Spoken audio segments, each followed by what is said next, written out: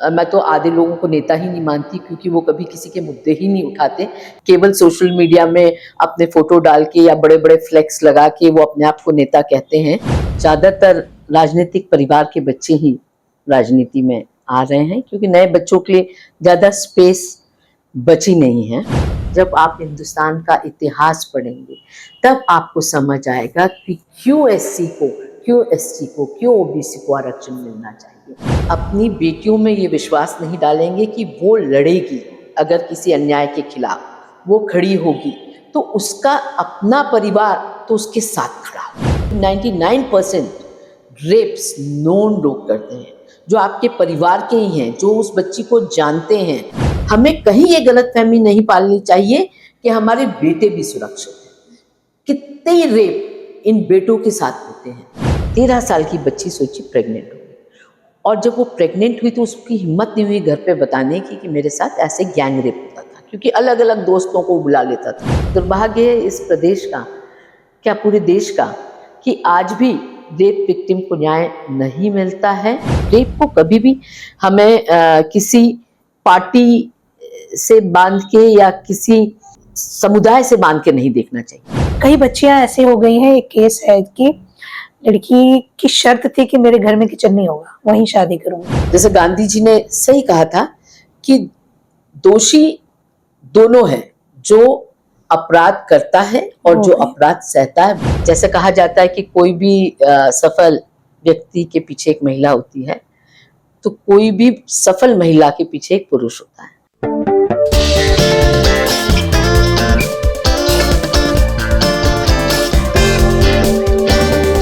नमस्कार साथियों, एक बड़ा ही खूबसूरत सा गाना है, साथी हाथ बढ़ाना, एक अकेला थक जाएगा, मिलकर बोझ उठाना। ये हमारा देश है जिसमें हम बात करते हैं अनेकता में एकता की। हम बात करते हैं कि हर थोड़ी दूरी पर यहाँ ड्रेसअप बदल जाता है, भाषा बदल जाती है, बोली बदल जाती है, भोजन बदल जाता है, लोगों के अलग अलग तरीके के विचार बदल जाते हैं, लेकिन मन एक ही रहता है, मन होता है भारतीय का। और इस भारतीय मन को पूरे विश्व में ले जाने के लिए हम सबकी मेहनत बहुत जरूरी है। लेकिन जब हम विश्व की बात करते हैं तो उससे पहले देश की बात करना जरूरी है, और देश को बनाने के लिए जिम्मेदारी होती है नेताओं की, जनप्रतिनिधियों की, लीडर्स की। तो हमारी बातचीत अब हम धीरे धीरे इन सारे जनप्रतिनिधियों से करने जाएंगे, लीडर से करने जाएंगे, उन्होंने क्या किया इस देश के लिए और क्या ऐसा है जो वो हमें जिम्मेदारी छोड़ के जा रहे हैं, जो हमें करना है, और हम सब मिलकर उस पर कैसे काम करेंगे। आज की बातचीत इसी मुद्दे पे एक बहुत ही अच्छे जनप्रतिनिधि के साथ, एक लीडर के साथ।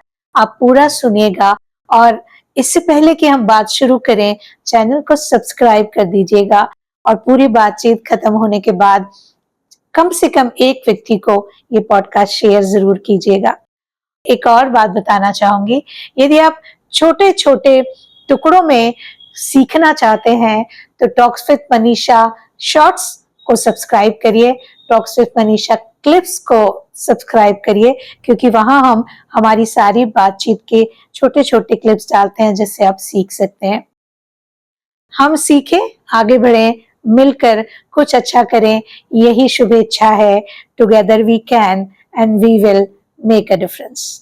देश की आधी आबादी यदि साथ मिलकर काम करेगी तो देश बहुत जल्दी आगे बढ़ेगा। ऐसी ही आधी आबादी के लिए उदाहरण बनने वाली एक महिला से हम बात करेंगे, जिनका नाम है शोभा ओझा जी, और ये मध्य प्रदेश महिला आयोग की पूर्व अध्यक्ष हैं। तो बात शुरू करते हुए मैं आपसे पूछना चाहूंगी शोभा जी, आप स्टूडेंट लीडर रही हैं और उसके बाद आप कांग्रेस में भी कई सालों तक रही हैं। तो जब आप कॉलेज में थी या स्कूल में थी, तब से ही ये लीडरशिप आपके अंदर थी, या कहीं कुछ ऐसा टर्निंग पॉइंट आया कि आप कॉलेज की लीडरशिप में आ गई? देखिए, जब मैं स्कूल में थी तब मैं स्कूल की हेड गर्ल रही, और मैं समझती हूँ कि पढ़ने के शौक ने मेरे में एक नेता पैदा कर दिया। मुझे बायोग्राफीज, ऑटोबायोग्राफीज पढ़ने का बड़ा शौक था। जब मैं एक स्टूडेंट थी, मेरे ख्याल से मैंने 6ठी 7वीं से ये सब बुक्स पढ़ना चालू करी, जिसमें बहुत सारी पर्सनालिटीज को मैंने पढ़ा। गांधी जी को पढ़ा, फ्रंटियर गांधी जी को पढ़ा, ईदी अमीन को पढ़ा, हिटलर को पढ़ा, काफ़ी अलग अलग विचारधारा से जुड़े नेताओं को पढ़ा। और मैं समझती हूँ वही कारण था कि मैं बहुत जल्दी डिसाइड कर पाई कि मैं किस विचारधारा को फॉलो करना चाहती हूँ। और जब मैं स्कूल में थी मैं हेड गर्ल रही। उसके बाद जब मैं कॉलेज में आई इंदौर में, जब मैंने जीडीसी में एडमिशन लिया, तो पहले साल में मैं सीआर बन गई थी, और जो क्लास रिप्रेजेंटेटिव कहलाता है, और दूसरे साल ही मैंने सीधे कॉलेज प्रेसिडेंट का चुनाव लड़ लिया था, जो कि मैं समझती हूँ कि जीडीसी के इतिहास में सबसे छोटी कॉलेज प्रेसिडेंट में रही, और एक बार नहीं 2 बार कॉलेज प्रेसिडेंट रही, लगातार 2 बार रही।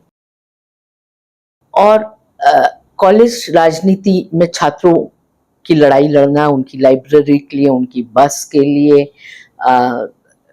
जो जीडीसी में सायरन बजता है, जीडीसी मेरे ख्याल से आज भी मध्य प्रदेश का सबसे बड़ा गर्ल्स कॉलेज है, और बहुत सारी बिल्डिंग्स होती थी, और हमारे यहाँ पहले वो जो घंटी लगी रहती थी वो बजती थी, तो वो एक बिल्डिंग से दूसरी बिल्डिंग में सुनाई नहीं देता था, और लड़कियां अलग अलग सब्जेक्ट्स में अलग अलग बिल्डिंग्स में आना जाना पड़ता था, तो टाइम बदल जाता था और डांट खाती थी लेट आने के लिए क्लास में। ऐसे में छात्राओं ने मांग करी कि एक सायरन लगाना चाहिए जो कि पूरे कॉलेज में सुनाई दे, तो वो हमने चालू किया। कॉलेज में बसेस बढ़ाई, लाइब्रेरी में बुक्स नहीं होती थी, टाइम पे इशू नहीं होती थी, ये तमाम चीज़ों के लिए हम संघर्ष करते रहते थे, और बहुत अच्छा छात्र जीवन मेरा रहा है। यूनिवर्सिटी प्रेसिडेंट लड़ने वाली भी पहली लड़की थी इंदौर में मैं, देवी अहिल्या यूनिवर्सिटी प्रेसिडेंट का चुनाव लड़ा, पर तब चुनाव छात्र राजनीति बहुत अलग थी, और उसमें 1 वोट से मैं हारी, एबीवीपी का जो कैंडिडेट था उससे। पर संघर्ष अच्छा रहा, सीनेट मेंबर भी रही यूनिवर्सिटी में, और मैं समझती हूँ उन दिनों जो छात्र राजनीति थी उसके चलते आज तमाम नेता हम इंदौर में देख रहे हैं जो छात्र राजनीति से निकले हुए हैं, चाहे वो तुलसीराम सिलावट हो, चाहे सज्जन सिंह वर्मा हो, चाहे अश्विन जोशी हो, तमाम नेता वो हैं जो उस समय छात्र राजनीति में रहते थे। और छात्र राजनीति उस टाइम मैं समझती हूँ कि आपके कैरेक्टर बिल्डिंग में बहुत बड़ा रोल प्ले करती थी, क्योंकि तब आपको चुनाव लड़ना रहता था, तो आपको अपने आप को सबसे अलग दिखाना ही नहीं, जीना होता था। जहाँ लोग आपको रोल मॉडल माने, जहाँ दूसरे स्टूडेंट्स आपको रोल मॉडल माने, आपको बहुत अपराइट रहना पड़ता था, क्योंकि और कोई कैरेक्टरिस्टिक नहीं था जो आपको जिता पाता, क्योंकि लोग आपको जज करते थे, स्टूडेंट्स आपको जज करते थे कि आप कितने अपराइट हो, आप मॉरली कितने स्ट्रांग हो, आप कितने कमिटेड हो, ये तमाम जो क्वालिटीज थी वो अपने एक लीडर में देखते थे। तो इसलिए मैं समझती हूँ कि उस छात्र राजनीति ने मुझे बहुत स्ट्रांग बनाया, संघर्ष करने की हिम्मत और जिसे कहना चाहिए जुनून दिया, और वो पूरे जीवन की राजनीति में मुझे वो बहुत काम आई। जैसे आपने बताया कि बहुत जल्दी आपने डिसाइड कर लिया कि मुझे लीडरशिप में जाना है, और सबसे छोटी आप अध्यक्ष थी गर्ल्स डिग्री कॉलेज की, तो क्या फर्क था आज के चुनाव में और उस समय के चुनाव में? क्या कुछ ऐसा था जो आपको लगता है कि वो एटमॉस्फेयर ऐसा था कि अच्छे अच्छे लीडर्स वहां से निकल के आए?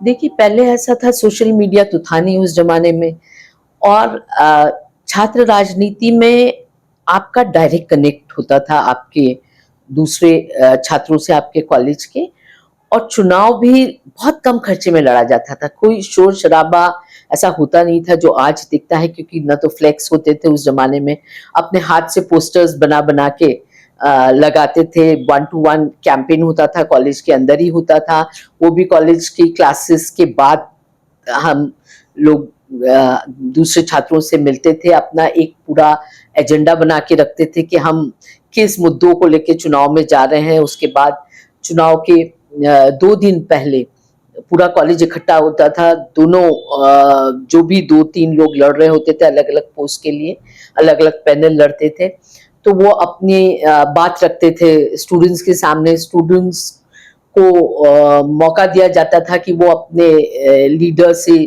प्रश्न करें, और जिसका जवाब हमें देना पड़ता था। तो बहुत टेस्ट होते थे जिसके माध्यम से छात्र अपने नेता को चुनते थे। और इसीलिए मैंने कहा कि बहुत हाई स्टैंडर्ड्स थे नेतागिरी के। आज तो नेतागिरी करना एक तरह से मैं समझती हूँ, मैं तो आधे लोगों को नेता ही नहीं मानती, क्योंकि वो कभी किसी के मुद्दे ही नहीं उठाते। केवल सोशल मीडिया में अपने फोटो डाल के या बड़े बड़े फ्लेक्स लगा के वो अपने आप को नेता कहते हैं। मैं समझती हूँ leadership is not a profession. नेतागिरी कोई धंधा नहीं है। ये बात सबसे इम्पोर्टेंट है जो आपने कही। अगर ये बात आज मान ली जाए और उस पर अमल किया जाए तो जो हम देखते हैं कि जो लीडर्स हैं वो ध्यान नहीं देते जनता पे, या हम चुन लेते हैं उनको, उसके बाद कोई उनकी जिम्मेदारी या जवाबदेही नहीं होती। यदि ये बात बच्चों के दिमाग में डाली जाए जो स्टूडेंट लीडर बनना चाहते हैं या लीडरशिप में आना चाहते हैं कि ये बिजनेस नहीं है, आप जनता के काम करने के लिए वहां जा रहे हैं, तो मुझे लगता है कि अच्छे राजनीतिज्ञ भी हम बना सकते हैं और अच्छा समाज भी बना सकते हैं। उस टाइम यही सोच रहती थी कि ये एक बिजनेस नहीं है या एक धंधा नहीं है जिसके माध्यम से आप पैसे कमाना है। और आप अगर नेतागिरी में आ रहे हैं, आपने चुना है, तो ये लोगों की सेवा करने के लिए ये माध्यम चुना है। पर आज बिल्कुल इससे उलट है। आज लोग नेतागिरी इसलिए करना चाहते हैं क्योंकि वो सोचते हैं कि ओवरनाइट हम पैसे वाले बन जाएंगे, हम पार्षद, विधायक, सांसद बन जाएंगे और हम उसके माध्यम से पैसा कमाएंगे। तो ये सोच ही गलत है। ये वजह नेतागिरी करने की ही गलत है। तो जब सोच ऐसी होगी तो काम भी फिर वैसे ही देखेंगे। क्योंकि शुरुआत गलत हो रही है, इसलिए लीडर्स हमारे पास उतने अच्छे नहीं आ पा रहे। तो आपके जमाने का कोई ऐसा वाक्य आपको याद हो आपके चुनाव के दौरान का, या during creating yourself as a leader, कोई ऐसा वाक्य आपको याद हो जो आपको लगता है कि बहुत इम्पोर्टेंट है? देखिए, हमारे टाइम पे जो हमारे शिक्षक होते थे, जो कॉलेज के प्रोफेसर्स होते थे, जो प्रिंसिपल होते थे, उनका और स्टूडेंट्स का एक रिश्ता बिल्कुल अलग होता। वो रिश्ता वो होता था जहाँ हम अपने टीचर्स का बहुत रिस्पेक्ट तो करते थे, साथ ही कोई भी परेशानी हो हम अपने प्रोफेसर से जाके डिस्कस कर सकते थे, उनका गाइडेंस ले सकते थे, उनसे समझ सकते थे कि क्या सही रास्ता है। तो वो एक झिझक नहीं थी, रिस्पेक्ट के साथ। जिसे कहना चाहिए कि कई बार उस एज में जब आप 14, 15, 16, 17 साल के होते हैं, जब आप कॉलेज लाइफ में होते हैं, स्कूल लाइफ में होते हैं, तब कई बातें ऐसी होती जो आप अपने पेरेंट्स से नहीं डिस्कस करते हैं या घर वालों से उतने आप खुले नहीं होते। आज समय बिल्कुल अलग है, उस समय की मैं बात कर रही हूँ। आज तो बच्चे सर पे चढ़ के सब कुछ आपसे छीन लेते हैं, पर वो समय वो था जब आप अपने पेरेंट्स से बहुत कुछ नहीं डिस्कस कर पाते थे। वो रिश्ता टीचर्स और स्टूडेंट्स के बीच का इतना अच्छा होता था कि आप सब कुछ उनसे डिस्कस कर पाते थे और वो आपको डायरेक्ट भी करते थे, आपको समझाते भी थे। जहां आप गलत हो, जहां आपने कोई गलती करी है तो उसको सुधारते भी थे, साथ में आपको पूरी बैकिंग भी देते थे कि आइंदा आप फिर उस राह पे ना चलें। तो एक माहौल कॉलेजेस का, यूनिवर्सिटी का बिल्कुल अलग होता था। और टीचर्स को भी खुशी होती थी अपने बच्चों को आगे बढ़ाने के लिए, और ये फर्क आज बहुत ज्यादा है क्योंकि टीचर्स भी वैसे नहीं है और स्टूडेंट्स भी वैसे नहीं। जी। तो जैसे आपने कॉलेज में लीडरशिप करी, तो क्या उसी टाइम से तय था कि आगे भी आप राजनीति में ही जाएंगे? नहीं, ऐसा नहीं था। पहले जब मैंने कॉलेज में जब मैं पढ़ रही थी, जब छात्र नेता थी, तब मन में था कि समाज सेवा तो करनी है। तो जीडीसी के बाद मैंने फिर 1 साल मैंने एमएसडब्ल्यू में भी एडमिशन लिया। मेरी शादी क्योंकि जल्दी हो गई थी, बेटी भी जल्दी हो गई थी, तो उसके बाद मैंने एमएसडब्ल्यू में एडमिशन लिया, पर मैं उसको पूरा नहीं कर पाई। बच्चों की कुछ, बेटे की तबीयत खराब हुई तो फिर मैंने बीच में ही एमएसडब्ल्यू छोड़ा और फिर एमबीए करने की भी कोशिश करी। मतलब लगातार कहीं ना कहीं पढ़ना मुझे अच्छा लगता था, इसलिए एमबीए भी अधूरा फिर मैंने छोड़ा क्योंकि समय नहीं दे पाती थी। पर हाँ, क्योंकि मैं समाज में कहीं ना कहीं बदलाव चाहती थी, मैं महिलाओं की लड़ाई लड़ने में विश्वास रखती थी और मुझे आज भी लगता है कि जो आधी आबादी है उसको जितनी बराबरी मिलनी चाहिए, जो अधिकार मिलने चाहिए, वो आज भी उससे बहुत दूर है। आज जब हम शहरों में देखते हैं हमें लगता है कि लड़कियां बराबरी पे आ गई हैं, क्योंकि शहर और गांव में बहुत फर्क है। आज भी वो खाई पाटने की जरूरत है।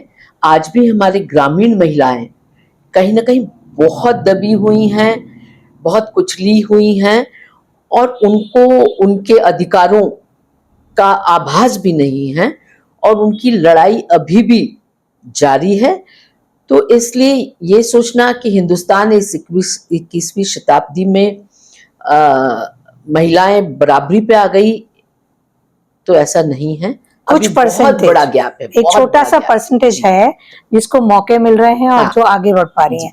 एक बड़ा परसेंटेज अभी भी वही है जो जिनको मौके भी नहीं मिल रहे हैं, सुविधाएं भी नहीं मिल रही हैं और जिनको हक भी नहीं मिल रहे हैं। राइट।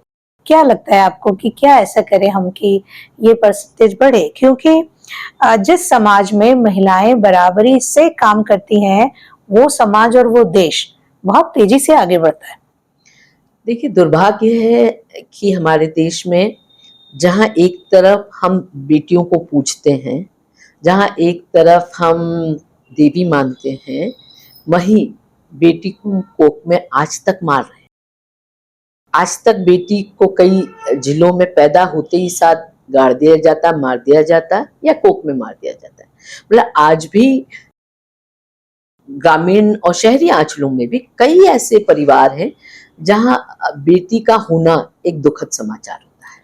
तो क्या आपको लगता है कि क्योंकि हम बच्चियों को उतनी सिक्योरिटी नहीं दे पाते, आगे उतना अच्छा फ्यूचर नहीं दे पाते, तो ये एक डर भी रहता है कि एक लड़का होगा तो कहीं उसकी देखभाल नहीं करनी पड़ेगी, कहीं भी चला जाएगा, कहीं भी भेज देंगे, कोई रिस्क नहीं है। लेकिन लड़की होगी तो थोड़ी बड़ी हुई, उसको संभालना है, बचाना है, यहाँ नहीं जाने दे सकते, वहां नहीं। अगर हम वुमेन सिक्योरिटी पे बहुत काम करें तो क्या ये गुंजाइश है कि हम इस परसेंटेज को बढ़ा पाए? देखिए, इसमें मैं समझती हूँ कि कितनी ही आप सिक्योरिटी बढ़ा लें, कितने ही कानून बना लें, पर जब तक आप अपनी बेटियों में ये विश्वास नहीं डालेंगे कि वो लड़ेगी, अगर किसी अन्याय के खिलाफ वो खड़ी होगी, तो उसका अपना परिवार तो उसके साथ खड़ा होगा। जब तक हम ये विश्वास अपनी बेटियों में नहीं डाल पाए, तो कोई भी सिक्योरिटी, बाहर की सिक्योरिटी या बाहर के कानून कोई मायने नहीं रखते। देखिए, आप निर्भया के बाद कितने स्ट्रॉन्ग कानून बन गए हैं महिला अत्याचार पे, पर क्या है, क्या अत्याचार का परसेंटेज गिरा? बिल्कुल नहीं नहीं, गिरा, बिल्कुल रोज बढ़ता जा रहा है। रोज हम रेप, गैंग रेप, और अब तो ये तमाशा हो गया है कि जो अपने आप को धर्मगुरु बताते थे हमारे देश में, चाहे आसाराम हो, चाहे आपके अभी जो महाराष्ट्र में वो डॉक्टर पकड़े गए हैं, चाहे राम रहीम हो, तमाम ऐसे लोग जिन पे लोगों की आस्था थी, वो तक अब रेप करते हुए पकड़े गए या रेप कॉन्विक्ट हैं।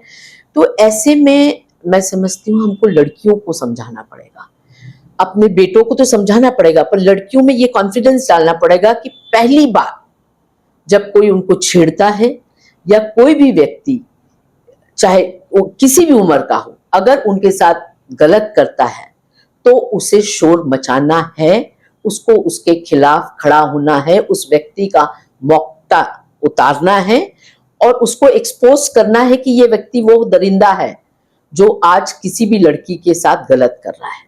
जब तक हम अपनी बच्चियों को वो नहीं सिखाएंगे, हम ऐसे दरिंदों को समाज में एक्सपोज नहीं कर पाएंगे। मैंने एक किताब पढ़ी, उसमें ये था करीब करीब 99% रेप्स नोन लोग करते हैं, जो आपके परिवार के ही हैं, जो उस बच्ची को जानते हैं, जो परिवार जिसको जानता है, ऐसे ही लोग 99.5% लोग ऐसे हैं जो ऐसे लोग इन्वॉल्व रहते हैं रेप में। ऐसे में अगर मैं खुद मतलब महिला आयोग में भी रही, महिला कांग्रेस में भी सालों रही, कितने ऐसे इंसिडेंट्स मेरे सामने आते थे जहां परिवार का व्यक्ति ने ही बच्ची के साथ रेप किया है, पर बच्ची जब अपनी माँ को जाके कहती है बड़े डर के बाद कि इस व्यक्ति ने, मेरे ताऊ ने या मेरे मामा ने या मेरे चाचा ने मेरे साथ छेड़छाड़ करी है या कुछ गलत किया है, तो माँ खुद इतनी डर जाती है, वो कहती बेटा चुप रहो, हाँ, ये परिवार में नहीं बताना, किसी को नहीं बताना। जबकि होना ये चाहिए कि माँ को कहना चाहिए कि नहीं, मैं तुम्हारी लड़ाई लड़ूंगी, और माँ को उस बच्ची के साथ मिलके उस व्यक्ति को एक्सपोज करना चाहिए। तो माँ की मजबूती भी जरूरी है, बहुत जरूरी है। हमको वहीं से काम करना पड़ेगा। अभी ऐसे लगता है कि हम रूट पे ही मेहनत नहीं कर पाए हैं। जी। नई लड़कियों को हम किताबी ज्ञान तो दे रहे हैं, हाँ। पर वो स्ट्रेंथ इसलिए नहीं आ रही क्योंकि स्ट्रेंथ पीछे है ही नहीं। हाँ। वो अपनी माँ को हमेशा हर जगह परेशान देखती है, और माँ इस स्थिति में ही नहीं रहती कि खुल के अपनी बच्ची के साथ भी खड़े हो पाए। बिल्कुल। और बच्चियों में भी अगर उसके साथ कुछ गलत होता है तो उसको लगता है, वो खुद गिल्टी फील करती है, जबकि उसको गिल्टी फील करने की जरूरत नहीं है। वो कहीं भी गिल्टी नहीं है, सामने वाले ने उसके साथ गलत किया है, वो तो बेचारी विक्टिम है। तो उसको कहीं भी गिल्ट रखना नहीं चाहिए और एक्सपोज करना चाहिए। मैं तो लड़कियों से एक कदम आगे चल के ये बोलूंगी कि इवन आज लड़के सुरक्षित नहीं है, लड़कियां तो सुरक्षित है ही नहीं, पर जो छोटे लड़के हैं, हमें कहीं ये गलतफहमी नहीं पालनी चाहिए कि हमारे बेटे भी सुरक्षित हैं। कितने रेप इन बेटों के साथ होते हैं जो कि बाहर बातें आती नहीं है। तो हमें बेटियों को तो एजुकेट करना है, साथ में बेटों को भी एजुकेट करके उनको भी ये कॉन्फिडेंस देना है कि उनके साथ भी अगर ऐसी कोई वारदात होती है तो वो भी बोले, कहीं शर्माए या कहीं घबराए नहीं। तभी हम इस समाज से इस जिसे कहना चाहिए ऐसे दरिंदों को एक्सपोज कर पाएंगे जो हमारी छोटे छोटे बेटियों के साथ गलत करते हैं। क्या ऐसा नहीं है कि हम असली जिंदगी जीने के बजाय दिखावटी जिंदगी ज्यादा जीते हैं, और हम वो जिंदगी जीते हैं जो हम लोगों को दिखाना चाहते हैं, इसीलिए जब असल मुद्दा जैसे ही हमारे पास आता है हम घबरा जाते हैं, अरे ये बाहर आएगा तो क्या होगा। जबकि जीवन वही है कि हमारे परिवार में अगर किसी के साथ कुछ ऐसा हो रहा है तो हम दमदारी से उसके साथ खड़े रहें। तो ये चीज कैसे हम हमारी सोसाइटी से निकालें कि आपको जो हो वैसे ही रहो ना। हम किसी के सामने अपनी सो कॉल्ड इमेज बना के कितने दिन सरवाइव कर पाएंगे। देखिए, मैं समझती हूँ ये जो डुअल जिंदगी अब प्रचलन में है, जहाँ सोशल मीडिया में एक अलग जीवन हम जी रहे हैं और रियलिटी में एक अलग जीवन जी रहे हैं। मैं कितनी ऐसे बच्चियों का सोशल मीडिया, इंस्टाग्राम, फेसबुक पे देखती हूँ, वो दिखाती हैं कि हस्बैंड के साथ बहुत खुश हैं वो, पर असल जिंदगी में पता लगा रोज पिटती हैं वो, बस पर वो डरती है। उसको लगता है कि नहीं, मैं समाज में ये ना दिखाऊं कि मैं कहीं मैं कमजोर हूँ। वो समाज में अपनी खुशियां दिखाना चाहती है, वो डरती है अपनी असलियत को दिखाने से। पर अब वो समय तो रहा नहीं जब मतलब शहरी लड़कियां तो एटलीस्ट पढ़ी लिखी हैं, अपने पैरों पे खड़ी हैं, तो उनको तो अब अपनी आवाज बुलंद करनी चाहिए। क्योंकि अगर कोई भी दरिंदा छूटता है, चाहे वो डोमेस्टिक वायलेंस में ही क्यों नहीं इन्वॉल्व हो, चाहे वो दूसरे अपराधों में इन्वॉल्व हो, बीवी के साथ गलत सलूक करता हो, तो अगर वो एक्सपोज नहीं हुआ तो आज एक जिंदगी खराब हो रही है, कल को वो न जाने कितनी जिंदगियां खराब करेंगे। तो इसलिए बहुत जरूरी है कि पहली बार में फुल स्टॉप लगे। जैसे गांधी जी ने सही कहा था कि दोषी दोनों हैं, जो अपराध करता है और जो अपराध सहता है वो भी उतना ही दोषी है, क्योंकि वो चुप रह के मुंह बंद करके उस अपराधी को ताकत देता है। बिल्कुल। एक सवाल यहाँ पे आता है कि चूंकि आप कॉलेज की लीडरशिप से फिर राजनीति में आई, और उस समय तो माहौल और भी अलग था। बीइंग वुमन, क्या आपको मुश्किलें हुई राजनीति में अपना स्थान बनाने के लिए, इन कंपैरिजन टू यदि आप नहीं होती वुमन और आप लड़का होती? हाँ, मैं समझती हूँ कि राजनीति हो, चाहे आप कॉर्पोरेट में काम कर रहे हो, चाहे आप पत्रकार हो, मतलब कहीं भी आप जब पब्लिक लाइफ में आते हैं तो किसी भी पुरुष के कंपैरिजन में महिलाओं को मुश्किलात ज्यादा आती है।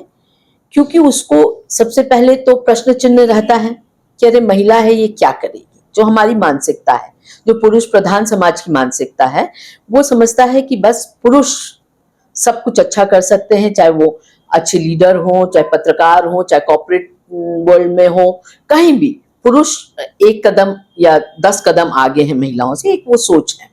तो उस सोच को बदलने के लिए आपको डबल मेहनत करनी पड़ती है, क्योंकि एक महिला के नाते आपको यू हैव टू प्रूव कि नहीं, आप पुरुष से आगे हो और अच्छे से वो काम कर सकते हो। ज्यादा सेंसिटिविटी के साथ वो काम कर सकते हो, तो इसलिए आपको डबल मेहनत लगती है। और वो आज भी है। हाँ, वो आज हमेशा भी हर युग वो में आज भी रही है। उसके बाद एक महिला के नाते आपको बहुत जरूरी है कि कोई उंगली आप पे ना उठे, वो इंश्योर करना बहुत जरूरी है। और उसके लिए आपको इंश्योर करना पड़ता है कि आप कोई शॉर्टकट नहीं लें। आपने अगर कोई शॉर्टकट लिया तो फिर आप पुरुष प्रधान समाज का शिकार हो गए। एक आदमी एक्सप्लॉइट करेगा, दो आदमी एक्सप्लॉइट करेगा, हर स्टेप पे आपको एक्सप्लॉइटेशन। तो ये समझना बहुत जरूरी है, क्योंकि बहुत आसान लगता है कि किसी की मदद लेके, किसी का हाथ पकड़ के हम यहाँ चढ़ जाएंगे, लेकिन जहाँ चढ़ जाते हैं वहां भी हमारी कोई जगह नहीं होती, और वहां से जब गिरते हैं तब हम कहीं के नहीं रहते। तो जो नई बच्चियां होती हैं, या जिनको लगता है कि नहीं नहीं एक बार कहीं पहुंच गए उसके बाद देखेंगे, उनके लिए आप क्या कहें? देखिए, मैंने तो हमेशा इस बात पे विश्वास किया है कि सफलता का कोई शॉर्टकट नहीं होता। अगर आप किसी के साथ एक गलत रिश्ता रख के, अपने जमीर को मार के अगर आपको कुछ मिल भी गया तो वो बहुत शॉर्ट लिव्ड है, क्योंकि आज आप हैं उसके लिए, कल कोई नई आ जाएगी, दूसरी आ जाएगी जिसको वो आपसे ऊपर बिठा देगा, और फिर जो फ्रस्ट्रेशन फिर आप फेस करेंगे वो आपको खत्म कर देगा। और वो नेगेटिव इमोशन आपने खुद अपने लिए बनाया है। सबसे बड़ी मुश्किल अपनी ये मेहनत पे और अपने कमिटमेंट पे पूरा विश्वास रखते हुए आगे बढ़ना चाहिए, और उसमें कोई जल्दबाजी नहीं है। हर एज के साथ अपना सक्सेस आएगा। जो मेहनती हैं वो कभी असफल नहीं होते। आज एकदम नहीं मिलेगा तो आगे चल के मिलेगा। वो पेशेंस, वो विश्वास आपको होना चाहिए। और कछुआ हमेशा जीतता है, ये याद रखना चाहिए। Slow and steady wins the race.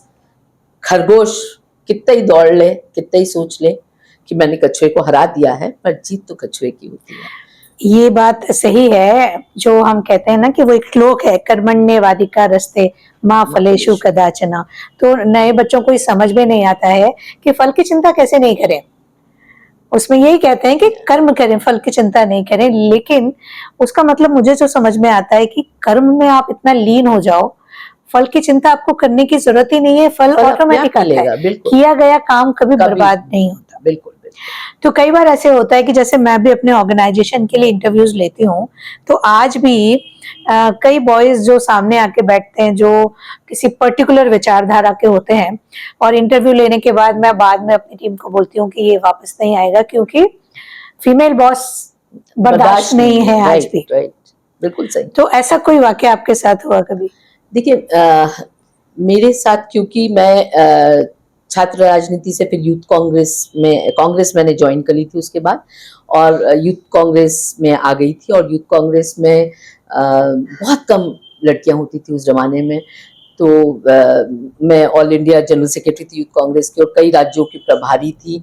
तो कई बार ऐसा लगता था कि उनको मुश्किल हो रही है मुझे लीडर एक्सेप्ट करने में, पर फिर जब वो देखते थे कि मैं कितनी मेहनत कर रही हूँ और कितने कमिटमेंट के साथ कर रही हूँ, और किस तरह से जिसे कहना चाहिए एक बहुत संयमित, एक बहुत ही वैल्यूज भरी मेरी जर्नी है, तो फिर रिस्पेक्ट आपको अपने आप मिल जाता है। वो थोड़ी इनिशियल वो रहती है, उनको लगता है अरे पता नहीं कहाँ से आ गई हैं, कौन है, क्या है, पर जब वो आपके बारे में पता लगाते हैं, आपके साथ काम करते हैं, तो फिर एक्सेप्टेबिलिटी आ जाती है। जब आपको वो एक बार जिसे कहना चाहिए आपको आजमा लेते हैं कि आप क्या हो।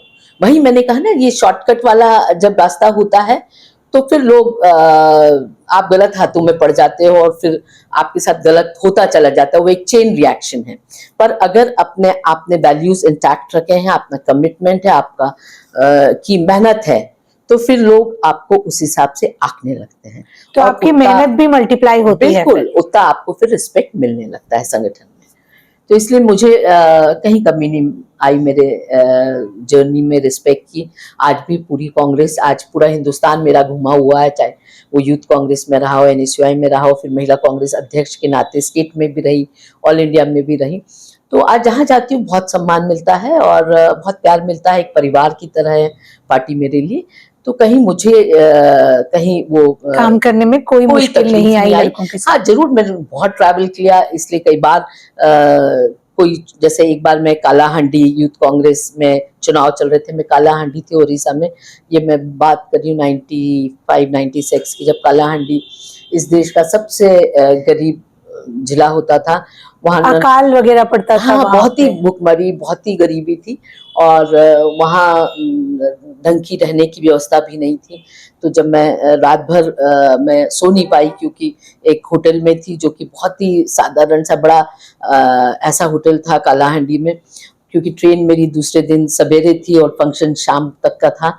तो मैं जब नहीं सो पा रही थी, तो मैं डर के मारे मैंने अपने वहाँ के अध्यक्ष को फ़ोन लगाया कि मुझे पता नहीं, ये जगह ठीक नहीं लग रही है, क्योंकि वैसी जगह कभी मैं रुकी नहीं थी पहले। तो उन्होंने बोला, नहीं दीदी कोई डरिए मत, वो जिसका ये होटल है वो हमारा ही व्यक्ति है, और आप बिल्कुल मत डरिए, और आपको ऐसा लगता है कि आप वहाँ नहीं रुक पाएंगी तो मैं अपनी वाइफ को ला के आपके पास छोड़ देता हूँ, तो आपको कंपनी हो जाएगी।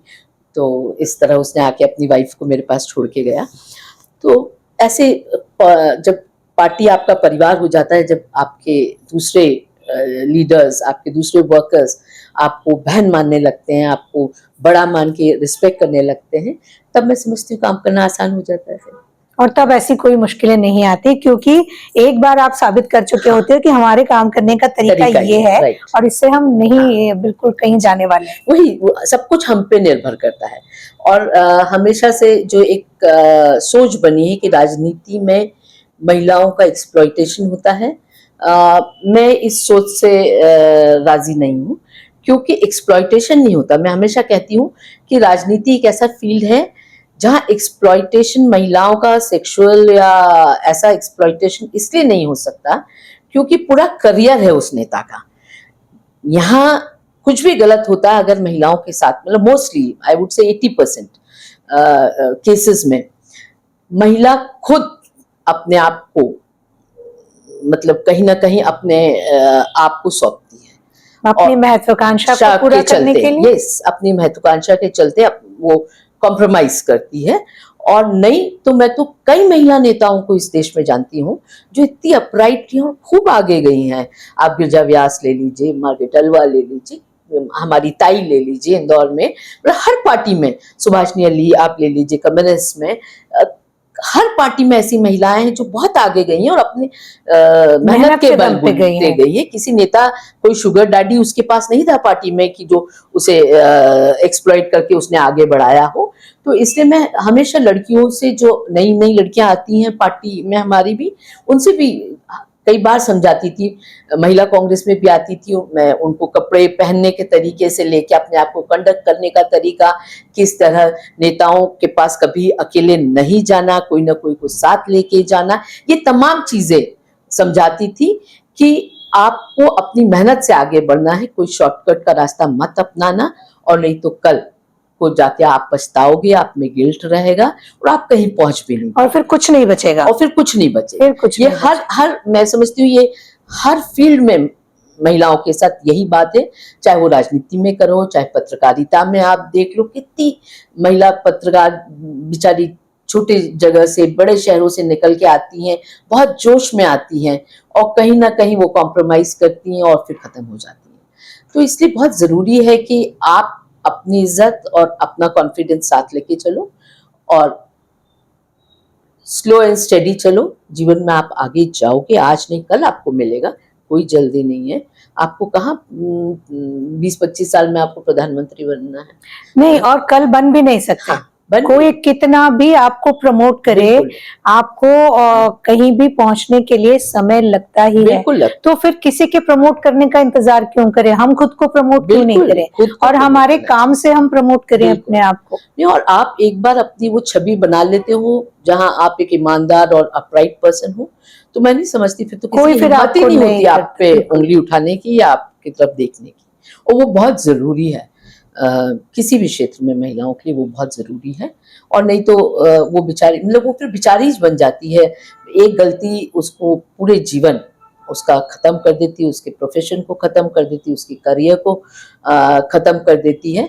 और कई महिलाओं को मैं जानती हूँ जो इस तरह से आई और फिर कहाँ चली गई आज हमें पता भी नहीं है। आपको कभी याद है कि 2 महीने मेहनत की आपने और उसके बाद कुछ 10,000 महिलाओं का कोई कार्यक्रम किया, या ऐसा कोई आंदोलन आपने किया हो जो आपको याद हो या आपको लगता हो कि अरे मैंने अच्छा काम किया? कई बार ऐसे भी होता है कि हम बहुत मेहनत करते हैं और उसके बाद जब रिजल्ट अच्छा आता है तो हमें अपने आप की पीठ थपथपाने का मन करता है कि अरे हमने अच्छा काम किया। तो ऐसा कोई काम? देखिए महिला नेता होने के नाते, जैसे मैंने कहा, शुरू से मुझे महिलाओं की लड़ाई लड़ने में मैंने बहुत ज़्यादा अपने आप को तैयार किया। और महिला अध्यक्ष होने के नाते मध्य प्रदेश में और राष्ट्रीय स्तर पे भी मैंने रेप विक्टिम्स के लिए बहुत काम किया, उनको न्याय दिलाने के लिए बहुत काम किया।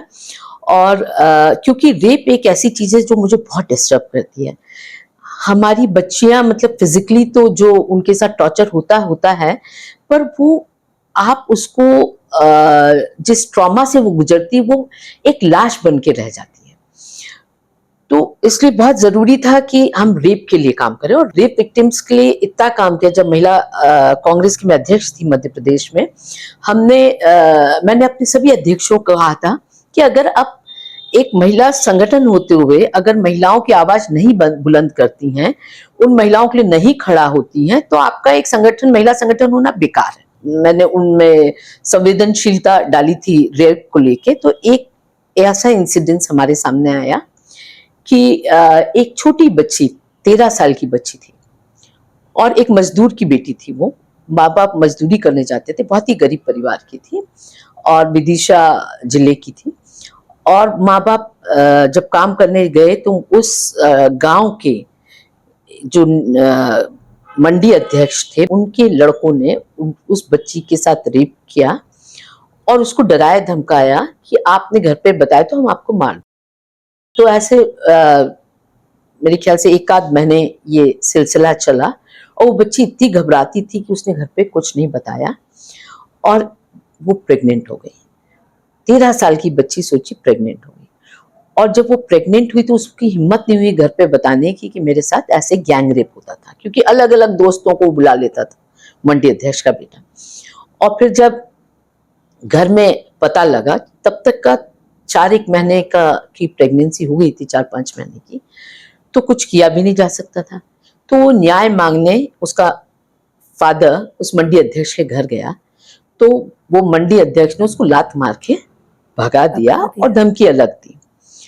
तो ये जब पिता को कुछ नहीं सूझा तो उसको हमारी महिला कांग्रेस अध्यक्ष का किसी ने बताया कि आप वहां जाके बात करिए, वो आपकी लड़ाई लड़ेगी। तो जब महिला कांग्रेस अध्यक्ष के पास आए तो वो इस बच्ची को लेकर, उसके पिता को लेकर, शिवराज सिंह चौहान जी होते थे अध्यक्ष सीएम होते थे, तो उनसे मिलने गई। तो वहां भी पुलिस वालों ने उनको हड़का के भगा दिया। शिवराज सिंह चौहान जी ने के काफी करीबी थे वो मंडी अध्यक्ष, तो उनने भी वो कहानी सुनी नहीं या कुछ करा नहीं उस मामले में। तो ये उस बच्ची को लेके मेरे पास भोपाल आई और आप उस बच्ची का मासूम चेहरा देखते तो आपकी आंखें भर जाती। वो स्कूल यूनिफॉर्म में बच्ची, 13 साल की छोटी सी मासूम सी बच्ची। तो मैंने, गिरिजा व्यास जी होती थी राष्ट्रीय महिला आयोग की अध्यक्ष, उनके से बात करी कि ऐसा ऐसा है। तो उन्होंने बोला मैं शिवराज सिंह जी से बात करती हूँ। ऐसे इस पूरे प्रोसेस में 2 महीने निकल गए और इस बच्ची को प्रीमेच्योर डिलीवरी हो गई। 8 महीने में वो बच्ची को डिलीवरी हुई और आप मानेंगी वो बच्ची इतनी घबराई हुई थी कि वो उस बच्ची की तरफ, एक बेटा हुआ, उसकी तरफ देखने में तक घबरा रही थी। और वो क्योंकि प्रीमेच्योर था बच्चा और बहुत ही एनीमिक था, ये माँ भी एनीमिक थी, तो इसलिए बच्चा तो नहीं बच पाया। पर तीसरे दिन वो बच्चा मर गया। पर वो बच्चा जब मरा तो वो 13 साल की छोटी सी नन्ही माँ जिस तरह से उस बच्चे को चिपका के रोई है, रोंगटे खड़े हो जाएंगे। तो वो चीज ने मुझे इतना हिला दिया था कि मैंने कहा कि नहीं, ये लड़ाई तो हम लड़ेंगे, हम किसी भी हालत में ये लड़ाई छोड़ेंगे।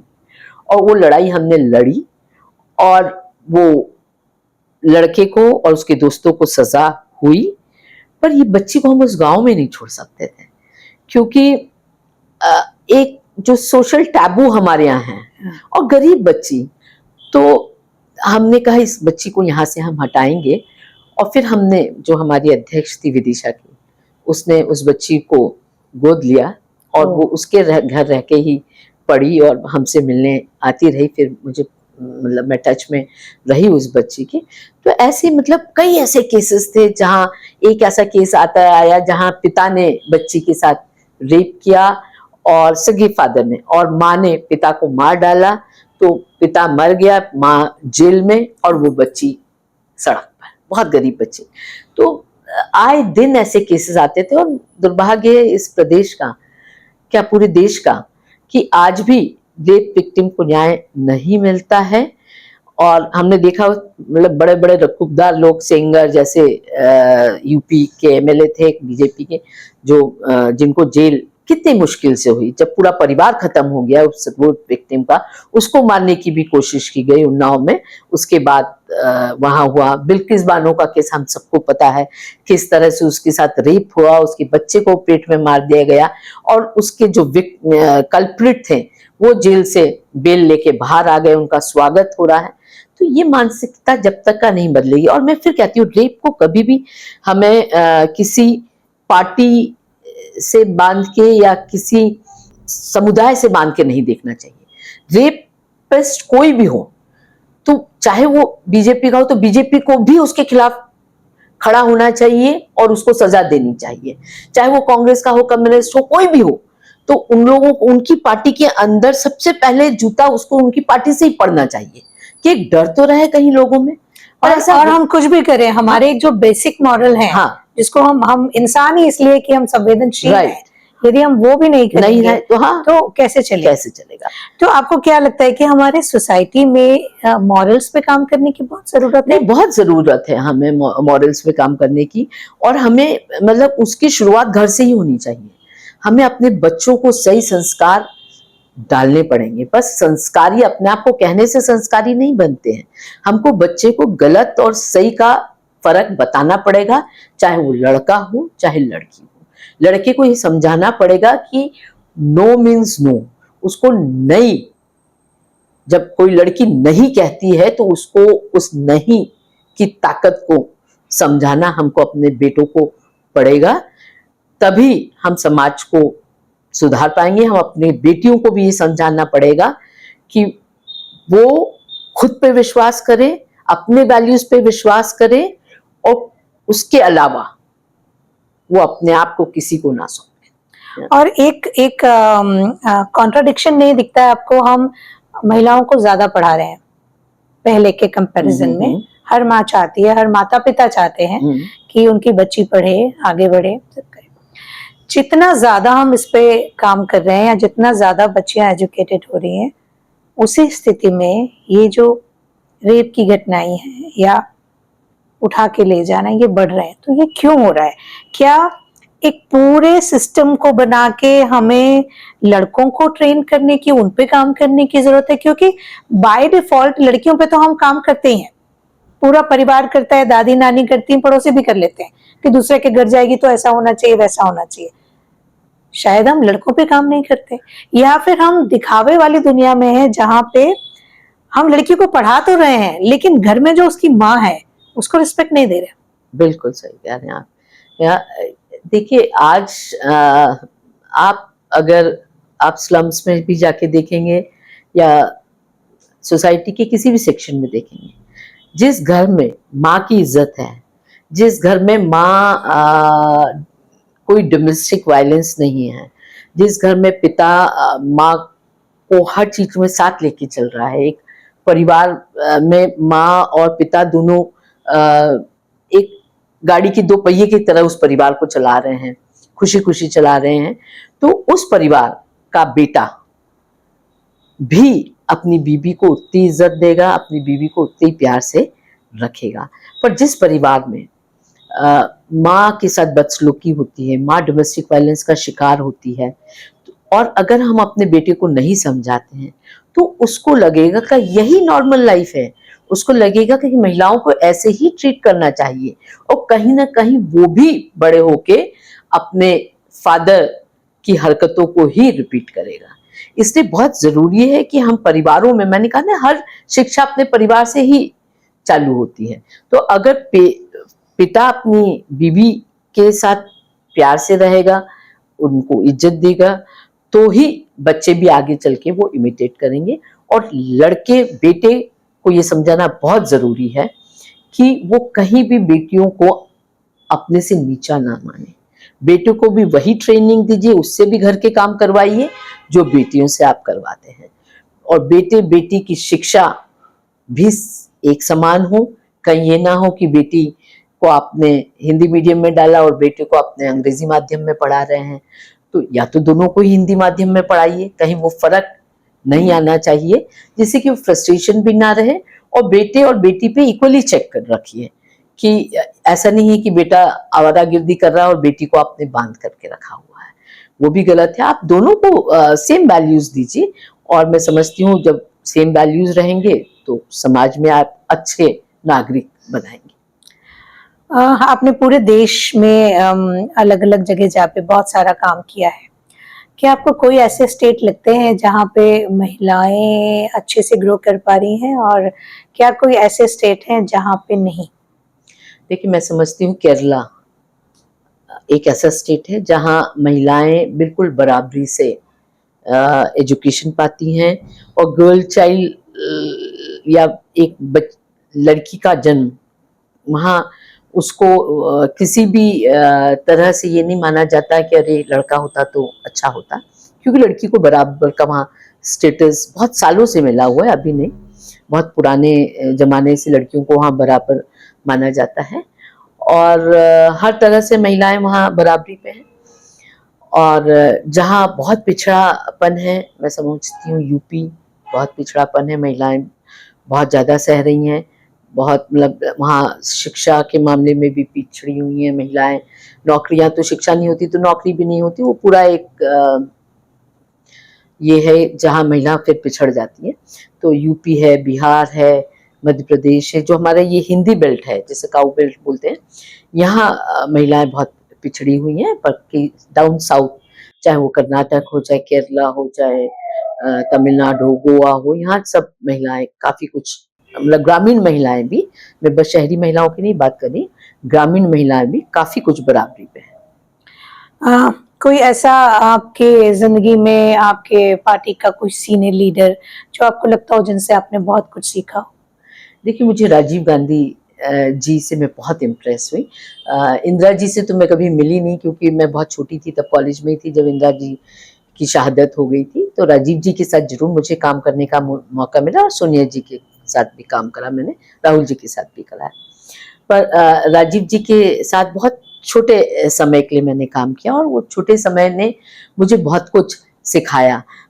जो अभी मैं कह रही थी कि हमें नेतागिरी को प्रोफेशन नहीं बनाना चाहिए, वो बात भी राजीव जी ने कही थी। वो जरूर किस्सा मैं आपसे शेयर करना चाहूंगी। एक मीटिंग में हम सभी छात्र नेता थे, तो राजीव जी ने हमसे पूछा, वो हमारी हर मीटिंग में आते थे जब मैं NSUI में थी, छात्र संगठन जो कांग्रेस का था, उसमें नेशनल ऑफिस बेरर थी। तो जब जब मीटिंग होती थी राजीव जी आते थे, प्राइम मिनिस्टर थे राजीव जी तब। तो राजीव जी ने हमसे पूछा कि भाई आप कैसे दिल्ली आने का खर्चा कौन उठाता है? आप तो सब स्टूडेंट हो, कोई कमाता नहीं, कोई नौकरियां नहीं करते हो, तो कौन उठाता है आपका खर्चा? तो हर एक व्यक्ति से उन्होंने पूछा, तो सबने अलग अलग बताया कि भाई किसी ने कहा कि मुझे कोई नेता स्पॉन्सर करता है, किसी ने कहा मेरी फैमिली स्पॉन्सर करती है, ऐसे करके सभी लोगों ने बताया। तो उसके बाद राजीव जी ने कहा कि मैं चाहता हूं कि आप सबका एक प्रोफेशन हो।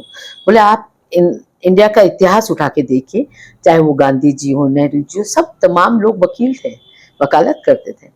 या ऐसा तो था नहीं कि वो नेतागिरी को उन्होंने अपना प्रोफेशन मान लिया था।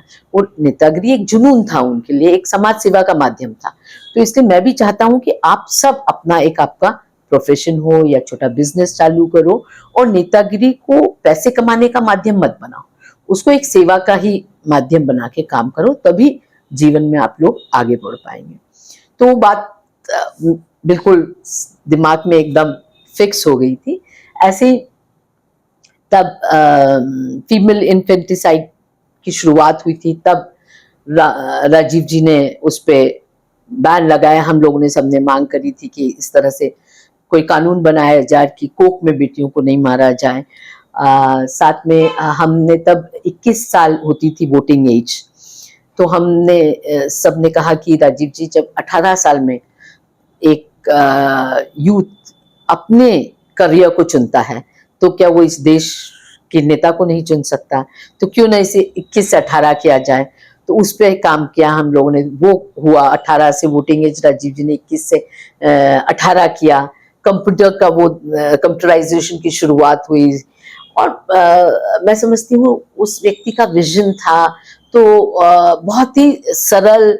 और एक प्राइम मिनिस्टर, मतलब खुद prime minister, mother ex prime minister, नाना एक्स प्राइम मिनिस्टर, इतने तमाम एक लिंकेज के बावजूद वो व्यक्ति जितने लो प्रोफाइल थे, जितने मासूम थे, जितने अपराइट थे, मैं समझती हूँ उनके लाइफ ने मुझे बहुत ज़्यादा इन्फ्लुएंस किया। और जो मेरी विचारधारा को, कांग्रेस की जो विचारधारा थी मेरे में है, उसको और मजबूती दी हमने, कि मुझे लगा कि नहीं, जो विचारधारा है उसको ही ये जी रहे हैं। क्योंकि जैसे मैंने कहा, मैं बहुत बुक्स पढ़ती थी तो कई सारी विचारधारा मैंने पढ़ी, राइटिस्ट विचारधारा का मैंने सबको पढ़ा और फिर मैंने डिसाइड करा कि नहीं, मैं कांग्रेस ज्वाइन करूंगी आफ्टर स्टूडेंट लीडरशिप।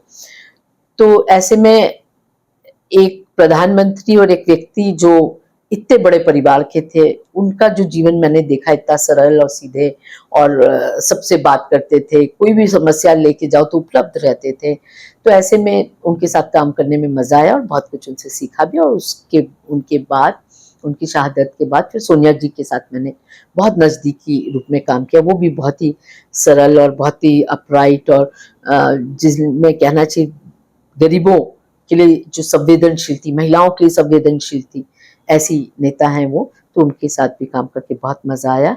और वही मैं राहुल जी के लिए भी कहूँगी। मैं तो कई बार कहती हूँ कि राहुल जी एक बहुत अच्छे इंसान हैं, और कहीं भी उनमें वो कपट, वो छल, वो झूठ, वो फरेब नहीं है जो आज के नेताओं में पाया जाता है। तो बहुत ही सरल व्यक्ति है। उनके माता पिता, उनके दादी, सभी के क्वालिटीज उनमें है। क्या आज के जमाने में भी सरल रह के ऊंचाइयां पाई जा सकती हैं?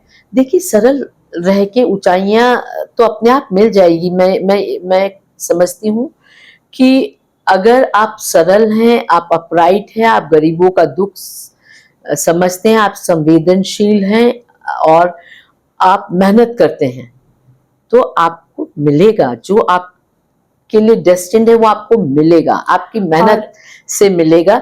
छल कपट करके कुछ चीज जल्दी मिल सकती है पर वो स्थायी नहीं है। इसको इस तरह से भी लिया जाता है कि हम फिर उसी को उस बात पे आए कि कर्मण्यवादी का रास्ते, आप जब सरल हो गए, आप बहुत सारी सुविधाएं के होते हुए भी आप विनम्र हो गए, तो एक्चुअल यही अचीव करना तो सबसे मुश्किल होता है। सरल होना ही तो सबसे मुश्किल होता है ना। तो आप अगर सरल हो गए तो आपने एक्चुअली वो अचीव कर लिया। अब जनता की नजरों में कुछ मिलना बाकी है, पर मुझे ऐसे लगता है कि ऐसी स्थिति में जब हम आ जाते हैं, जब हम पीसफुल होते हैं, हमारा रास्ता क्लियर है और हमें जो मिले वो बोनस है, वहां हम आ जाते हैं तो एक्चुअली हम जीत जाते हैं। बिल्कुल। देखिए, स्वयं पे जीत ही सबसे बड़ी जीत है। अगर आपने अपने सरल रास्ते, जो कहती हूँ ना मैं कि सरल रास्ते को चुनना आसान होता है, पर सरल रास्ता न चुन के अगर आपने अपने लिए सख्त रास्ता चुना है कि आप करप्शन में इन्वॉल्व नहीं हो, आप झूठ फरेब नहीं करते हो, आप दंगे फसाद नहीं करते हो, आप संवेदनशील हो समाज के लिए, लोगों के लिए, गरीबों के लिए, तो वही जीत है। और actually you achieve, yes, you have achieved एक अच्छा इंसान बन पाना इतनी सारी चीजों के बीच में। कि आप देख रहे हैं कि किसी ने करप्शन किया और बड़ी गाड़ी में घूम रहा है, फिर आप देख रहे हैं किसी ने कुछ कॉम्प्रोमाइज किया और बड़ा पद मिल गया। ये सब देखने के बाद भी आप अपने आप को अपने वैल्यूज पे बनाए रखते हैं, इट मींस यू अचीव्ड। बिल्कुल बिल्कुल, वही सबसे बड़ी सफलता है। तो आप जब पलट के देखते हो अपने जीवन को तो आपको कहीं ये नहीं लगता, गिल्ट नहीं लगता। और आप जब समाज में जाते हो, आप हर उस दरिंदे या हर उस गलत आदमी के आंखों में आंख डाल के बात करते हो। वो ताकत जो आपको मिलती है, वो आपकी इन क्वालिटी की वजह से ही आपको मिलती है कि आपको कहीं अपनी नजरें झुकाना नहीं पड़ता है। बिल्कुल, मुझे लगता है कि आपके जो पूरी जिंदगी का हासिल है, या किसी के भी, या हमको भी, या नए बच्चों को अगर जानना है, सीखना है, तो यही कि ये जो रास्ता है, इसको आप अगर सही से चल लिए तो यही मंजिल है। बिल्कुल, यही मंजिल है। आप मंजिल को देख के आप इस रास्ते से जाऊं कि इस रास्ते से जाऊं कि ये गलत मीन्स अपना लूं, ये कर लूं। जब आप ये करते हो, तो जब आपका रास्ता गलत है, तो बाय चांस गलती से मंजिल मिली भी, तो वो मंजिल नहीं है जिसके जो आप चाहते थे। वही गांधी जी ने वहां भी कहा है कि मीन्स और एंड्स दोनों ठीक होने चाहिए। बस एंड ठीक होने से सब कुछ ठीक नहीं है, मीन्स भी ठीक होने चाहिए। मीन्स ठीक होगा तो वो एंड सही है, वरना वो आपको लगता है कि सही है, पर वो सही नहीं है। बिल्कुल सही है। तो मुझे लगता है कि ये बहुत बड़ा हासिल है आज की बातचीत का, अगर हमारे दर्शक समझ पाए, क्योंकि हम एक अंधी दौड़ में है और हमें अचीव कर लेना है सब कुछ, और सब कुछ में सारी फिजिकल थिंग है, इंटरनल पीस कहीं नहीं है, कहीं नहीं, आपका सेटिस्फेक्शन कहीं नहीं है। तो यदि आप कोई ऐसा रास्ता अख्तियार करते हैं जिसपे आपको मेहनत बहुत करनी है और आप पीसफुल रहते हैं, at the end of the day आप पीसफुल हैं। दूसरा, कोई आपके सामने बैठ जाए, आप नजर मिला के कंधे ऊंचे करके बात कर सकते हैं, ये मुझे लगता है कि सबसे बड़ी ताकत है। बिल्कुल। और मैं समझती हूँ जो भी नए बच्चे किसी भी क्षेत्र में काम करने जा रहे हैं अपनी शिक्षा के बाद, तो उनको ये याद रखना चाहिए कि there is no shortcut to success. मतलब जब तक आप मेहनत नहीं करेंगे और अपने वैल्यूज को नहीं रखेंगे, मायने नहीं रखता सक्सेस। और कुछ भी बनने के साथ साथ अच्छा इंसान बनना तो सबसे पहले जरूरी है। देखिए, धर्म एक ऐसी चीज है, अगर सही रूप में हर व्यक्ति अपने अपने धर्म का पालन करे तो मैं समझती हूँ बहुत सारे अच्छे इंसान बनेंगे। पर हमने धर्म को एक ढकोसला बना लिया है, हमने धर्म को एक नौटंकी बना ली है, हमने धर्म को एक दिखावा बना लिया है। हमने धर्म जो हमें सिखा रहा है उस पर हम कहीं भी चल ही नहीं रहे हैं। और एक लाइन है लिखी हुई है किताबों में, धर्म इति धार्यति, ये धारण करने की चीज है। राइट। मेरे को और मेरा धर्म क्या है, जो मेरा कर्तव्य है वही मेरा धर्म है। कि मेरे अगर माता पिता है तो मैं उनके लिए कुछ अच्छा कर पाऊं, मेरे बच्चे हैं तो अच्छे संस्कार दे पाऊं, मेरा समाज है तो कुछ उसके लिए कर पाऊं, यही तो धर्म है। और इसी के लिए बहुत सारे जो रिचुअल्स होते हैं, वो हम, चूंकि हम जब इस दुनिया में आए थे तो हम एक पर्टिकुलर सिस्टम के साथ आए थे, वो सिस्टम को उसी तरीके से लेना, यही धर्म है। और क्या धर्म है? हमने धर्म को डिसीजन लेने के लिए क्या कर दिया, कपड़े कैसे पहने, कौन से रंग का है, कैसे बाल बनाए हैं, कौन सी भाषा है, ये धर्म है ही नहीं। और हम कहने को तो इतनी देवियां पूछते हैं, फिर तब ध्यान आता है कितनी सारी माएं ओल्ड एज होम में क्यों है? एक तरफ हम देवी को पूछते हैं, हम लक्ष्मी जी की पूजा करके घर से निकलेंगे, पता लगा रही हमारे घर की लक्ष्मी, हमारे घर की माँ तो ओल्ड एज होम में है, कोई और कर्तव्य निभा रहा है एक बेटा होने का, और यहाँ हम लक्ष्मी जी को प्रसन्न करने के लिए दुनिया भर के भंडारे कर रहे, ये कर रहे, वो कर रहे। तो बहुत जरूरी है कि वो डुअल जिंदगी हम ना जी के, ये हम जरूर जीते हैं। क्योंकि मुझे ऐसे ध्यान है, एक बार मैं बैंगलोर एक ट्रेनिंग के लिए गई, तो मेरे साथ कॉलेज में पढ़ने वाले एक लड़के का मैसेज आया, उसको कहीं से पता चला, तो घर आके जाना है। मुझे पता था कि इसने लव मैरिज करी है, अपने पसंद से कही है। मैं गई घर, और कुछ मेहमान आए हुए थे उनके यहाँ, तो वो जो वाइफ थी उसकी, जिसको वो कहता है कि उसने प्यार किया था, लव मैरिज की थी, उसकी हिम्मत नहीं थी कि वो वहां से पूछ रही थी कि ये लाऊं क्या, ट्रे पकड़ के कि लाऊं क्या। एंड 2 बार उसने पूछा, तो ये जो एक्सप्रेशन यहाँ से गया, क्योंकि ईश्वर ने अब कोच बना दिया है, काउंसलर है, तो ये चीजें दिख जाती हैं, तो जो एक्सप्रेशन यहाँ से गया, उससे वो जो आपस में एक दोस्ती वाला मामला तो कहीं दिखा नहीं, मैं मालिक वाला मामला दिखा। तो जब आप किसी के मालिक बन जाते हो ना, तो प्यार कहाँ है? वो तो वही मैं कहती हूँ, हमेशा कहती हूँ कि हिंदुस्तान में हमें महिलाओं को देवी ना बनाओ, नहीं चाहिए, हमको नहीं बनना देवी, नहीं बनना, हमें बराबरी का हिस्सा दो, बराबरी के मौके दो, मौके दे दो, बस मौके दे दो, हिस्सा बस। हम ले लेंगे। हाँ, वो बाकी हम कर मौके लेंगे, दे दो। बाकी देवी बनाने की जरूरत नहीं है हमें, क्योंकि देखा हमने कितनी देवियां कोख में मर जाती, कितनी देवियां जला दी जाती, कितनी देवियां मार दी जाती हैं। और यहाँ इक्वालिटी की भी बात नहीं है, इक्विटी की बात है, राइट। कि जिसको आपने सालों पीछे रखा है, हाँ हाँ, उसको आपको हाथ पकड़ के उठाना तो पड़ेगा। बिल्कुल। अदरवाइज वो अच्छा, फिर जो मैं देखती हूँ एज ए काउंसलर, कई बच्चियां ऐसी हो गई हैं, एक केस है कि लड़की की शर्त थी कि मेरे घर में किचन नहीं होगा, वहीं शादी करूंगी, हाँ हाँ, क्योंकि मैं इतना कमाती हूँ कि इनको 5 स्टार से खिला के लड़की को भी, उसके माँ बाप को भी, और 3 लोग हैं तो भी खिला सकती हूँ। जब उसकी मदर उसको मेरे पास लेके आई, we had a long discussion, तो उस बच्ची ने अपनी माँ को दिन भर किचन में देखा था। कोई घर में 7 लोग थे, पहले ने खाया तो गरम चपाती, दूसरे ने खाया तो गरम चपाती, तीसरे, और 3-4 बजे उसने आधा घंटा आराम किया, फिर 4 बजे बाद, क्योंकि हम स्कूल से आ गए, तो उसको जिंदगी में था कि मेरे घर में किचन नहीं होना चाहिए। तो ये जो हमारे माताओं से आती हैं चीजें, हम लड़कियों को कितना भी पढ़ा लें, फिर हम सशक्त नहीं बना पाते, क्योंकि जो उसने हमारे साथ जिंदगी जी है वो उसके अंदर से कैसे निकलेगी। तो वही मैंने कहा ना कि हमको अपने बेटों को भी बराबरी से एजुकेट करने की जरूरत है, कि जीवन में उसे क्या क्या करना है, क्या उसके कर्तव्य है, क्या उसकी संवेदनशीलता है, तमाम चीजों पे बचपन से उसको एजुकेट करना पड़ेगा, तभी हम एक अच्छा समाज बना पाएंगे, एक अच्छे नागरिक बना पाएंगे इस देश में। यदि कोई नए बच्चे, यंग बच्चे, क्योंकि यंग एज आपकी भी थी, हमारी भी थी, उस समय हमारे अंदर बहुत उत्साह होता है, ऐसा लगता है कि देश के लिए ये करेंगे, समाज के लिए ये करेंगे। तो अगर कोई नए बच्चे आज राजनीति में आना चाहे, तो आप क्या कहेंगे उनके लिए, कैसे आए, क्यों आए, और कैसे तैयारी करें? ये भी देखिए, अब तो राजनीति ऐसी हो गई है कि अब ज्यादातर राजनीतिक परिवार के बच्चे ही राजनीति में आ रहे हैं, क्योंकि नए बच्चों के लिए ज्यादा स्पेस बची नहीं है।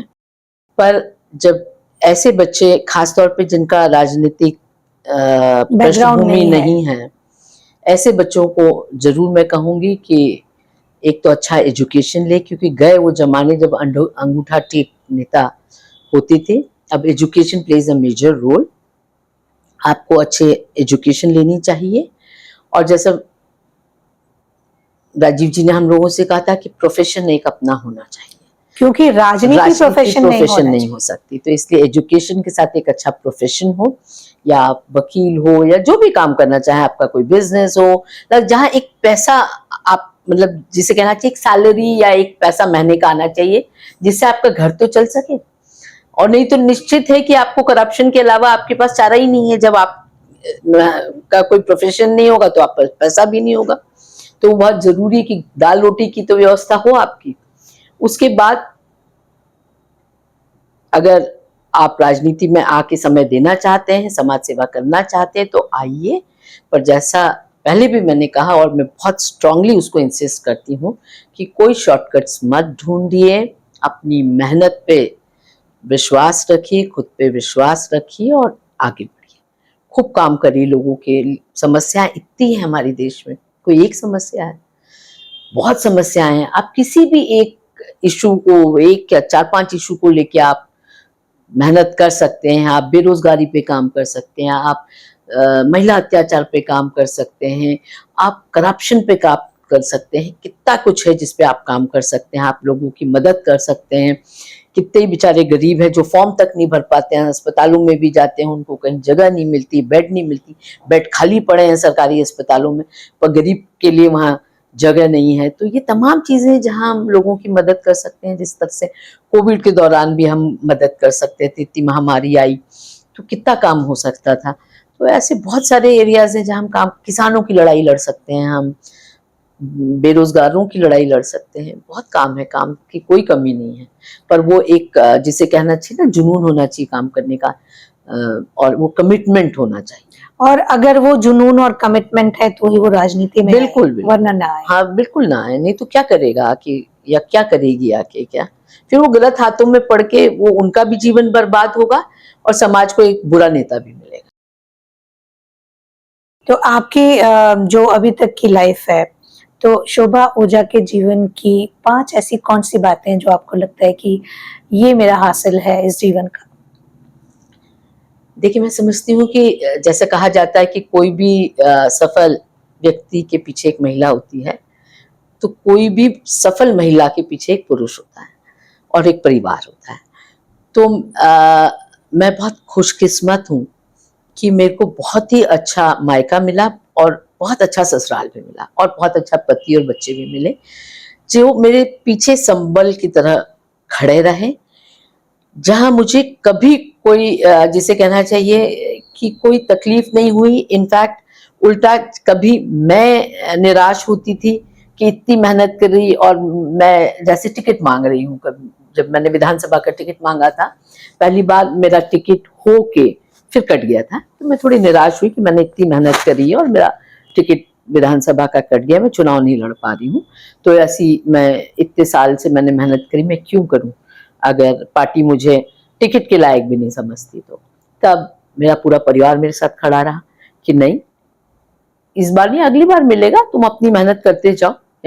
और चुनाव लड़ना एकमात्र उद्देश्य तो है नहीं तुम्हारा राजनीति में होने का। तो ऐसे जब जब मैं कमजोर हुई किसी न किसी कारणवश, तो मेरा हस्बैंड, मेरे बच्चे, मेरा परिवार, मेरे माता पिता, मेरे सास ससुर, तमाम लोग मेरे साथ खड़े रहे। या जब मैं चुनाव हारी तो भी बहुत ज्यादा जिसे कहना चाहिए कि जब आप ईमानदारी से चुनाव लड़ते हो और जब हार जाते हो तो तकलीफ तो होती है, इंसान तो है ही हम। तो तकलीफ होती तभी भी तमाम मेरा पूरा परिवार साथ खड़ा रहा। उनने मुझे घर बैठने नहीं दिया कि नहीं, फिर एक नई शुरुआत करो, फिर आप मेहनत करो और मेहनत करो। तो परिवार के साथ साथ दोस्त भी बहुत अच्छे मिले जीवन में। कहीं किसी ने मुझे गलत रास्ता नहीं दिखाया या मुझे मेरी जो कॉन्फिडेंस को नहीं हिलाया कि नहीं अरे कुछ नहीं है, क्या करोगे, छोड़ दो, ऐसा कभी किसी ने नहीं कहा। हर व्यक्ति ने मेरे कंधे पे थपथपा के आगे बढ़ने की मुझे सलाह दी। और मैं तो खुशनसीब हूँ कि मुझे मेरी पार्टी छोड़ मतलब इंदौर का जहाँ तक वास्ता है, ताई का भी बड़ा प्यार मिला मुझे। कई बार ताई और मैं साथ भी ट्रैवल करते थे और कई बार हम लोग इधर उधर मिले भी, तो ताई ने भी मेरी पीठ थपथपाई जो भी मैंने अच्छा काम किया उसको लेकर। या जहाँ ताई को लगा कि मुझे ऐसा नहीं करना चाहिए था, वहां उन्होंने मेरे को बताया भी कि नहीं शोभा, ये तुमको नहीं इशू उठाना चाहिए था, ये गलत इशू था। तो सब लोगों का प्यार और रिस्पेक्ट मिला। तो मैं समझती हूँ कि मेरा बड़ा अच्छा, मतलब जब मैं आज पलट के देखती हूँ, अब मैं 60 साल की हो गई हूँ। जब मैंने नेतागिरी शुरू करी तब मैं 16-17 साल की रही होंगी। तो एक बहुत लंबा यात्रा रही है। और मुझे अच्छा लगता है कि कहीं भी मुझे ये नहीं लगा, आज मैं पलट के देखती हूँ तो मुझे अपने आप पे गर्व होता है, अपने आप खुशी होती है। एक जिसे कहना चाहिए मैं पूरी तरह से सैटिस्फाइड हूँ कि मुझे बहुत मौके मिले, बहुत अवसर मिले। मेरी कांग्रेस पार्टी ने मुझे इतना दिया है, क्योंकि देखिए कई लोग होते हैं जो लायक होते हैं, पर कई बार होता है कि आपको मौका नहीं मिलता, नहीं इसलिए आप अपने आप को प्रूव नहीं कर पाते हो।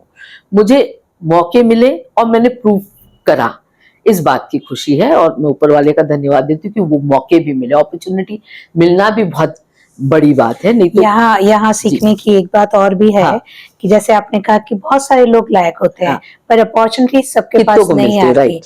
तो उन लायक लोगों से भी आज इस बातचीत के माध्यम से हम कहना चाहेंगे कि शायद आपको मौका नहीं मिला, हाँ, लेकिन आप लायक हैं, इसमें कहीं कोई कोई संदेह नहीं है। बिल्कुल। तो ये हमेशा होता है किसी भी फील्ड में, कुछ लोग जो मौका मिल जाता है, कुछ लोगों को नहीं नहीं मिलता है। मिलता है, तो जिनको नहीं मिला है उनको संगठन डिप्रेस होने की उनसे जरूरत नहीं। भी चलता है। हाँ हाँ बिल्कुल, अरे संगठन तो नाम ही संगठन है, एक व्यक्ति से तो संगठन चलता नहीं है। तो निश्चित ही बहुत लोगों की मेहनत रहती है और तभी संगठन मजबूती के साथ काम करता है। और मतलब जिसे कहना चाहिए कि एक दुख मुझे जरूर है कि महिला आयोग की अध्यक्ष का काम मैं नहीं कर पाई। और वो नहीं कर पाने के पीछे भी राजनीति है। अगर मैं अध्यक्ष अपना पूरा कार्यकाल खत्म करती 3 साल का, जो कि सरकार पलटने का कारण बीजेपी ने मुझे कंटिन्यू नहीं करने दिया। दो ये एक कमीशन है, इसमें एक फिक्स टेन्योर रहता है, इसमें सरकारें आए जाए, इसमें फर्क नहीं पड़ना चाहिए। और खास तौर पे महिलाओं वाली बात है, महिलाओं के लिए कमीशन है। मुझे दुख है कि आज भी प्रदेश में महिला आयोग खाली पड़ा है मेरे रिजाइन करने के बाद, क्योंकि केस चल रहा है कोर्ट में। और आज करीब में 10,000 से ऊपर केसेस पेंडिंग है। महिलाओं का जो लड़ाई लड़ता था, जो कमीशन जो उनको न्याय दिलाता था, वो कमीशन पे ताले पड़े हुए हैं। इससे दुर्भाग्यपूर्ण और कुछ नहीं हो सकता है। तो राजनीति भी करें, कोई भी पार्टी आए करें, पर ऐसी संस्थाओं को बख्शें। ऐसी संस्थाएं जो महिलाओं के लिए बनी है, जो उनको उनकी लड़ाई लड़ने के लिए बनी है, उनको अधिकार दिलाने के लिए बनी है, जो उनकी आवाज है, उस पे ताले नहीं लगने चाहिए। मुझे इस बात का भी दुख है कि जुडिशरी को भी जिस तरह से एक्शन लेना चाहिए था उस इशू पर, जुडिशरी ने भी अपना रोल नहीं किया। वो भी एक दुखद है कि मध्य प्रदेश हाई कोर्ट को उसमें जल्दी से निर्णय लेना चाहिए और उस केस को निपटाना चाहिए, जिससे कि आगे आयोग में काम चालू हो। महिलाओं कोई भी बने, कम से कम महिलाएं वहां जाके काम कर पाएं या अपनी समस्याएं रख पाएं। बिल्कुल, और न्याय मिल सके उन्हें, क्योंकि और कोई ऐसा संस्था नहीं है जो इतनी दमदारी से उनकी मदद भी कर पाए, क्योंकि प्राइवेट ऑर्गेनाइजेशन जो होंगे वो शायद इतने अच्छे से मदद भी नहीं कर पाते। राइट। जिंदगी में हम काम करते हैं तो काम के दायरे बड़े होते हैं, कई सारे तनाव आते हैं। तो जब भी आप तनाव में होती होंगी तो आपका पास टाइम क्या है? परिवार, क्योंकि परिवार के साथ में क्वांटिटी टाइम नहीं बिता पाई, पर क्वालिटी टाइम मैंने जरूर परिवार के साथ बिताया है।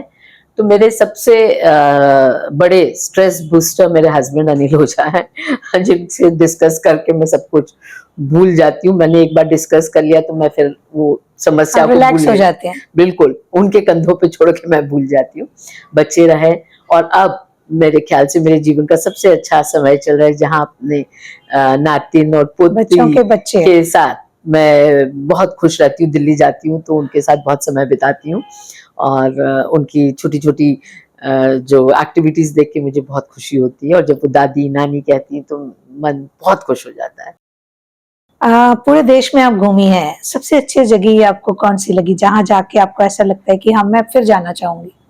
देखिए, देखा जाए तो पूरा हिंदुस्तान ही बहुत खूबसूरत है, और मैं विदेश भी गई हूँ, यूएस भी काफी घूमी हूँ, पर मुझे अपने देश की जो वर्जिन ब्यूटी है उसके कंपैरिजन में मुझे वहाँ मैन मेड ब्यूटी है, और यहाँ नेचुरल जो है, मैं समझती हूँ। अरुणाचल प्रदेश में गई थी, मुझे अरुणाचल प्रदेश बहुत अच्छा लगा था, बहुत खूबसूरत है।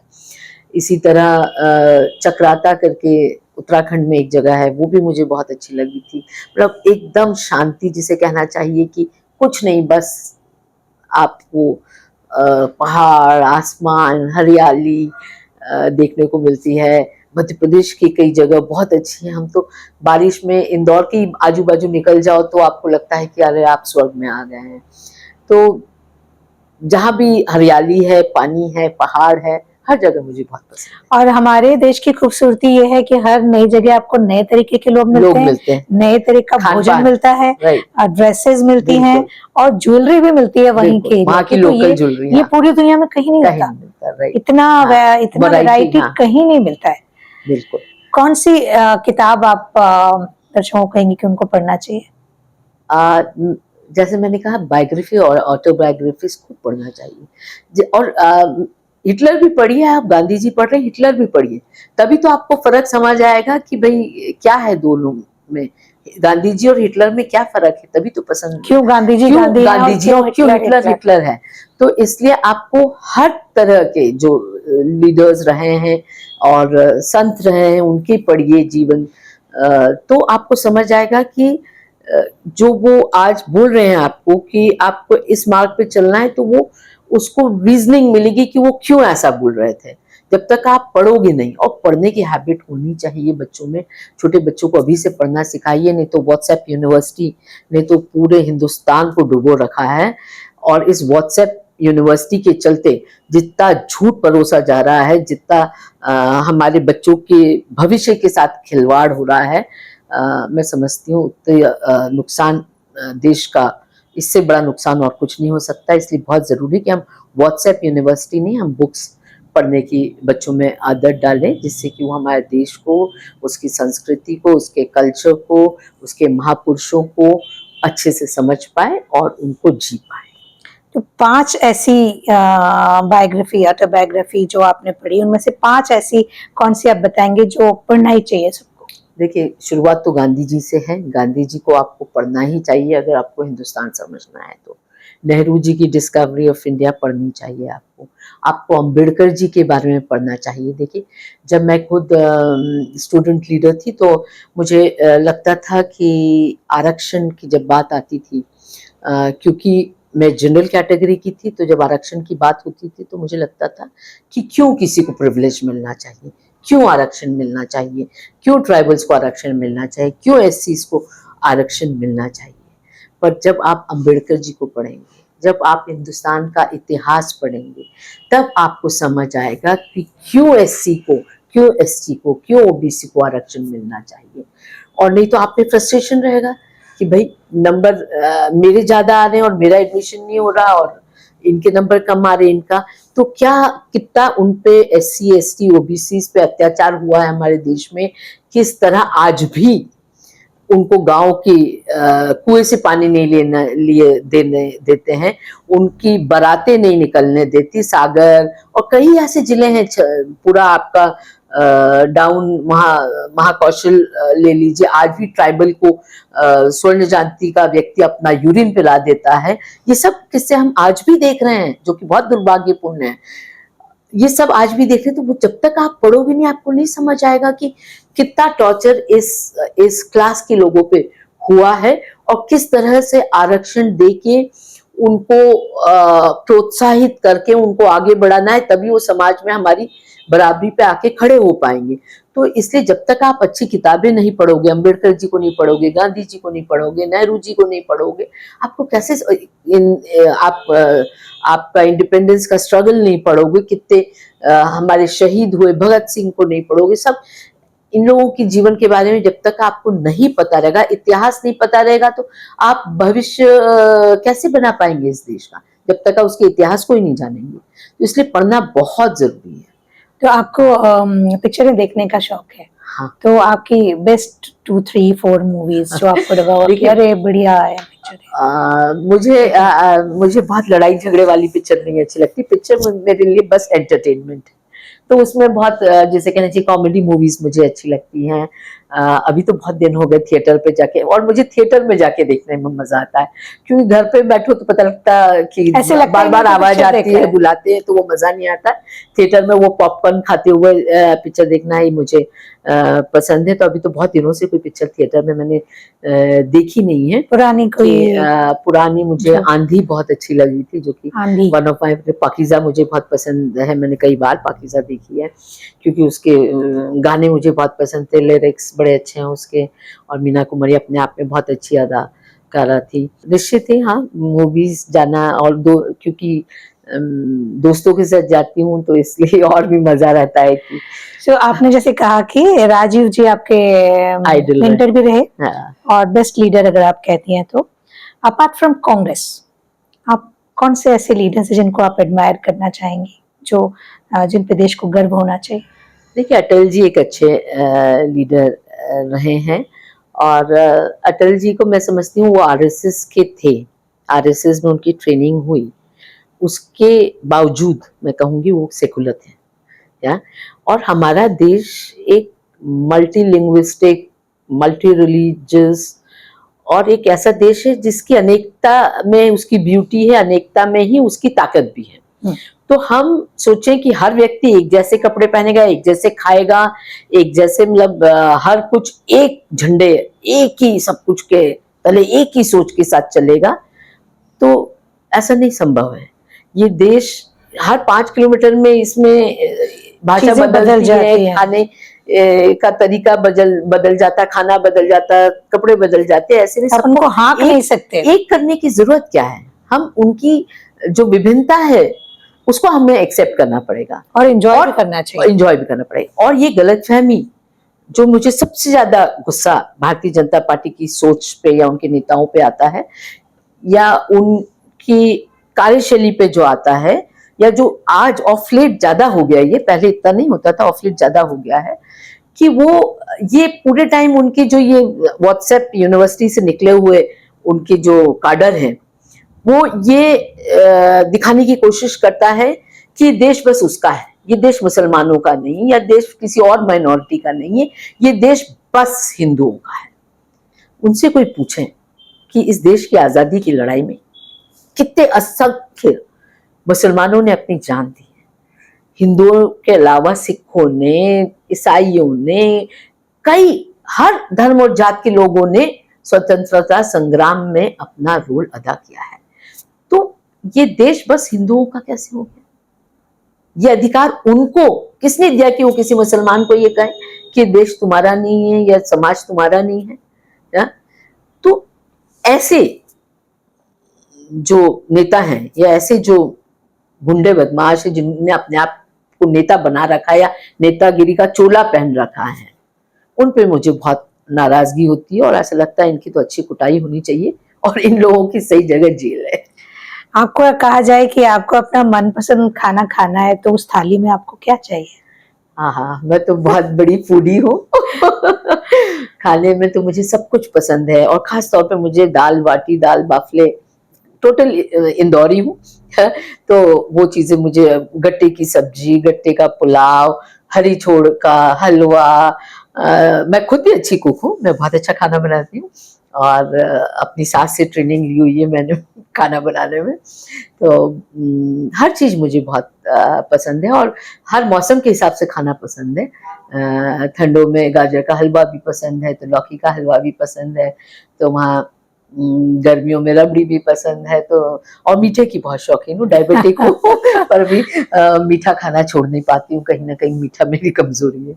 आपने सास की बात की जी, तो आपकी सास से आपने क्या कुछ सीखा या उनकी डांट ने बहुत कुछ सिखाया या क्या रिश्ता आपका उनका कैसा रहा? हाँ, देखिए मेरी सास बहुत ही एक जिसे कहना चाहिए बहुत अच्छी पढ़ी लिखी और बहुत खुले सोच की महिला थी, जो खुद भी बहुत अच्छी लेखिका भी थी और बहुत ही सरल थी वैसे, पर स्ट्रिक्ट भी थी। डिसिप्लिन को बहुत ज़्यादा तवज्जो देती थी वो, और साफ सफाई और बहुत ही ऑर्गेनाइज्ड महिला थी वो। तो शुरू में तो मैं समझती हूँ उनके डर ने मुझे बहुत कुछ सिखाया, काम करने का तरीका सिखाया, क्योंकि मैं बहुत ज़्यादा टॉम बॉयज थी और छात्र नेता थी। तो मैंने मेरे घर में, मेरे पेरेंट्स के घर में तो लाड़ प्यार में कभी काम नहीं किया मैंने कभी किचन में मैं घुसी नहीं। तो जब इनके घर आई शादी होके, बहुत जल्दी मेरी शादी हुई थी, 22 साल की उम्र में मेरी शादी हो चुकी थी। तो जब आई तो मैंने फिर सब कुछ खाना बनाना से लेके सब कुछ यहीं सीखा। और मेरी मदर इन लॉ, जैसे मैंने कहा, बहुत स्ट्रिक्ट थी, तो उनके डर ने मुझे बहुत कुछ सिखाया। पर मैं समझती हूँ बहुत ज़रूरी है लाइफ में कि स्ट्रिक्ट और डिसिप्लिन आपको बहुत कुछ सिखाता है, अच्छा सिखाता है। आज जब मैं सोचती हूँ तो मेरे को लगता है कि बहुत अच्छा है कि मेरी सास इतनी स्ट्रिक्ट थी कि मैंने उनसे बहुत कुछ सीख लिया। और उस उम्र में ये डर बहुत अच्छा बना देता है आपको। हाँ, डर हमको बुरा जरूर लगता है। हाँ। और ये बातें मैं नई बच्चियों को भी कहना चाहूंगी। शुरू शुरू में आपको लगता है इन्होंने डांटा, इन्होंने टोका, इन्होंने ये किया, पर आप वो जो उस टाइम 4-5 साल में सीख जाते हो ना, वो जिंदगी भर आपको काम आता है। बिल्कुल बिल्कुल। मुझे भी ऐसे याद है कि मैं जब आई थी तो मैंने भी घर में कुछ काम नहीं किया था, लेकिन सीख जाते थे जल्दी से। और उनको देख के मेरी बड़ी जेठानी भी बड़ी फास्ट थी काम करने में और डांटने वाटने में भी बड़ी फास्ट थी। तो वो 4-5 साल जब आप रह लेते हो ना उन सबके साथ, हाँ। तो आपको 20 साल बाद समझ में आता है कि नहीं, थोड़े दिन रहना चाहिए। हाँ, बिल्कुल रहना चाहिए, क्योंकि परिवार की वैल्यूज नहीं तो आप कैसे सीखेंगे? जब तक आप साथ नहीं रहेंगे, जिस परिवार में जाएंगे उनके वैल्यूज को आप कैसे सीखेंगे, उनके तौर तरीकों को कैसे सीखेंगे? तो मेरी सास से मेरा रिश्ता बहुत अच्छा रहा और मैं समझती हूँ कि मतलब मुझे इतने आशीर्वाद देके वो गई जाते वक्त, और बहुत प्यार, हम दोनों में एक अलग बॉन्डिंग रही। मेरे ससुर से भी मेरे बहुत अच्छे रिश्ते रहे, पर सास से शुरू में डर भी रहा, जो कि आगे चल के प्यार में बदला हम दोनों के बीच में। और बहुत अच्छा रहा कि उन आज भी मैं उनको बहुत अच्छे से याद करती हूँ, जब भी याद करती हूँ। बहुत कुछ सीखा मैंने उनसे, क्योंकि माँ तो बेचारी बोलती थी, डांटती थी, पर उनसे कभी मेरे को डर नहीं रहा और बड़े लाड़ प्यार में रही। तो मैं उनसे एक अलग रिश्ता था, कभी डर नहीं था, तो इसलिए कुछ सीखा भी नहीं मैंने उनसे, जबकि वो भी बहुत अच्छा खाना बनाती थी, पर उनसे कभी मैंने कुछ सीखा नहीं। और जो सिखा के ससुराल में हमारे डर के सब सीख लिया। और आपके फादर इन लॉ भी कहते हैं काफी डिसिप्लिन्ड और स्ट्रिक्ट थे। ऐसे हम जब बात करते हैं कहीं, तो ऐसे बाकी जो उनके समय के एडवोकेट और उनके साथ काम किए लोग कहते हैं कि वो एंटर करते थे उनकी गाड़ी और हम घड़ी मिला लेते थे कि इतना ही बजा होगा, अब ये आ गए। मतलब इतना उनका परफेक्शन था टाइम। लाइफ में अगर जिसने समय की कीमत नहीं समझी, वो बहुत जिसे कहना चाहिए खोता है। मेरे ससुर साहब भी बहुत डिसिप्लिन्ड, बहुत अपराइट, वैल्यूज बहुत सारे थे और बहुत सरल थे। उसके साथ साथ सरल भी थे। मतलब सुप्रीम कोर्ट जज रहे, उसके बावजूद वो कभी किसी, इतने सारे नौकर चाकर होते थे घर में, कभी किसी से गिलास पानी नहीं मांगते थे। खुद उठ के जाते थे, अपना पानी लेते थे, अपने शूज खुद पॉलिश करते थे, अपने कपड़े खुद, मतलब अंडरगारमेंट्स खुद धोते थे, एक सुप्रीम कोर्ट जज होने के बावजूद। तो ये सब वैल्यूज थे उनके अपने, जो कि जिस वैल्यूज के चलते वो सुप्रीम कोर्ट तक पहुंचे और बहुत अपराइट थे। आज गर्व होता है जब हम हमारे फादर इन लॉ की लाइफ को देखते हैं, तो उनसे भी बहुत कुछ सीखने को मिला। बहुत पेशेंट और बिल्कुल जिसे कहना चाहिए कोई हड़बड़ी नहीं, कोई जल्दी नहीं। मैंने पूरे मेरे मैरिड लाइफ में कभी उनकी आवाज़ तेज या चिल्लाते हुए उन्हें नहीं सुना, न घर के किसी व्यक्ति पे, न नौकरों पे, कभी वो ऊंचा नहीं बोलते थे और बहुत सीधे साधे व्यक्ति थे। और कभी उनने जैसे कहना चाहिए किसी से उनकी होड़ नहीं थी, और वो बहुत बात करते थे और बहुत कुछ सिखाते थे। तो वो हमेशा कहते थे कि कभी जो मैंने पहले भी कहा, वो मैं कुछ चीज़ें उनसे भी मैंने बहुत ज़्यादा सीखी। वो कहते थे कि कई बार उस एज में मुझे लगता था कि जो लोग शॉर्टकट अपनाते हैं वो बहुत जल्दी आगे बढ़ जाते हैं, तो कहीं ना कहीं नाराजगी भी होती थी कभी कभी कि अरे देखो ये तो वहां पहुंच गया शॉर्टकट अपना के, और इसको ये मिल गया, इसको ये हो गया। तो जब मैं उनसे भी डिस्कस करती थी तो वो यही कहते थे कि बेटा, जो जीवन आपने अपने लिए चुना है उसको लेके आपको कभी दुख नहीं होना चाहिए क्या। और नहीं तो आपको भी किसी ने नहीं रोका था शॉर्टकट अपनाने से, पर आपने वो नहीं अपनाया, आपने अपनी वैल्यूज रखी हैं, आपने अपने मॉरल्स इंटैक्ट रखे हैं, तो आपको बिल्कुल भी डिस्टर्ब नहीं होना चाहिए कि आपका कंपटीशन अपने आप से है, आपका कंपटीशन किसी और से नहीं है। आपको अपने चैलेंजेस फेस करने हैं और उस चैलेंजेस को फेस करके आपको सही रास्ते पे चलते हुए आगे बढ़ना है। तो वो बहुत सारी चीजें थी जो बहुत अच्छे से समझाते थे। तो मैंने कहा ना, मैं बहुत ही भाग्यशाली हूँ उस मामले में कि बहुत अच्छे पेरेंट्स, अच्छे इन लॉज, अच्छे रिश्तेदार, अच्छे दोस्त मुझे मिले, जिनके साथ मैं बहुत खुश रही। और इसलिए हमेशा मैं समझती हूँ खुश मिजाज रही कि कभी मुझे बहुत कोई दुख का ऐसा सामना नहीं करना पड़ा। टचवुड, ईश्वर ने बहुत मुझे आशीषें दी है। तो खुशियां बनी रहे आपकी भी और आपके साथ साथ हम सबकी भी, क्योंकि जब हम बात करते हैं एक दूसरे से बहुत कुछ सीखते हैं। किसी के जीवन यात्रा में जब हम उसके साथ चलते हैं तो समझ में आता है कि स्ट्रगल सबकी जिंदगी में होता है और संघर्ष के बाद ही जब सफलता मिलती है तो उसका आनंद बहुत अलग होता है। तो बहुत बहुत धन्यवाद, बहुत ही शानदार बातचीत रही। साथियों, आपसे ये कहना चाहूंगी कि हम दुनिया की सबसे बड़ी डेमोक्रेसी हैं। डेमोक्रेसी का मतलब होता है democracy is the government of the people, by the people and for the people. और ये तीनों सेंटेंसेस को क्लब करने की जिम्मेदारी किसकी होती है? जिसे हम लीडर कहते हैं, जिसे हम नेता कहते हैं, जिन्हें हम राजनीतिज्ञ कहते हैं या जिन्हें हम जनप्रतिनिधि कहते हैं। ऐसे बहुत सारे जनप्रतिनिधियों को हम आपके सामने लाना चाहेंगे और उनसे बात करना चाहेंगे ताकि उनके जीवन से हम सीखें। तो आज के इस पूरी बातचीत से आपने क्या सीखा, हमें लिखिएगा जरूर। कौन से और ऐसे लीडर्स हैं जिनको आप चाहते हैं कि हम यहाँ लाएं और बात करें, उनके बारे में भी लिखिएगा। और किसी एक व्यक्ति को ये पॉडकास्ट जरूर फॉरवर्ड करिएगा। सब्सक्राइब यदि अभी तक नहीं किया है तो सब्सक्राइब कर दीजिएगा। और आप जब लाइक करते हैं तो हमें समझ में आता है कि हम सही जा रहे हैं, तो आपकी उस मदद की हमेशा जरूरत रहेगी। ऐसी किसी शानदार बातचीत में आपसे फिर मुलाकात होगी। तब तक के लिए अपना ख्याल रखिएगा। जय भारत।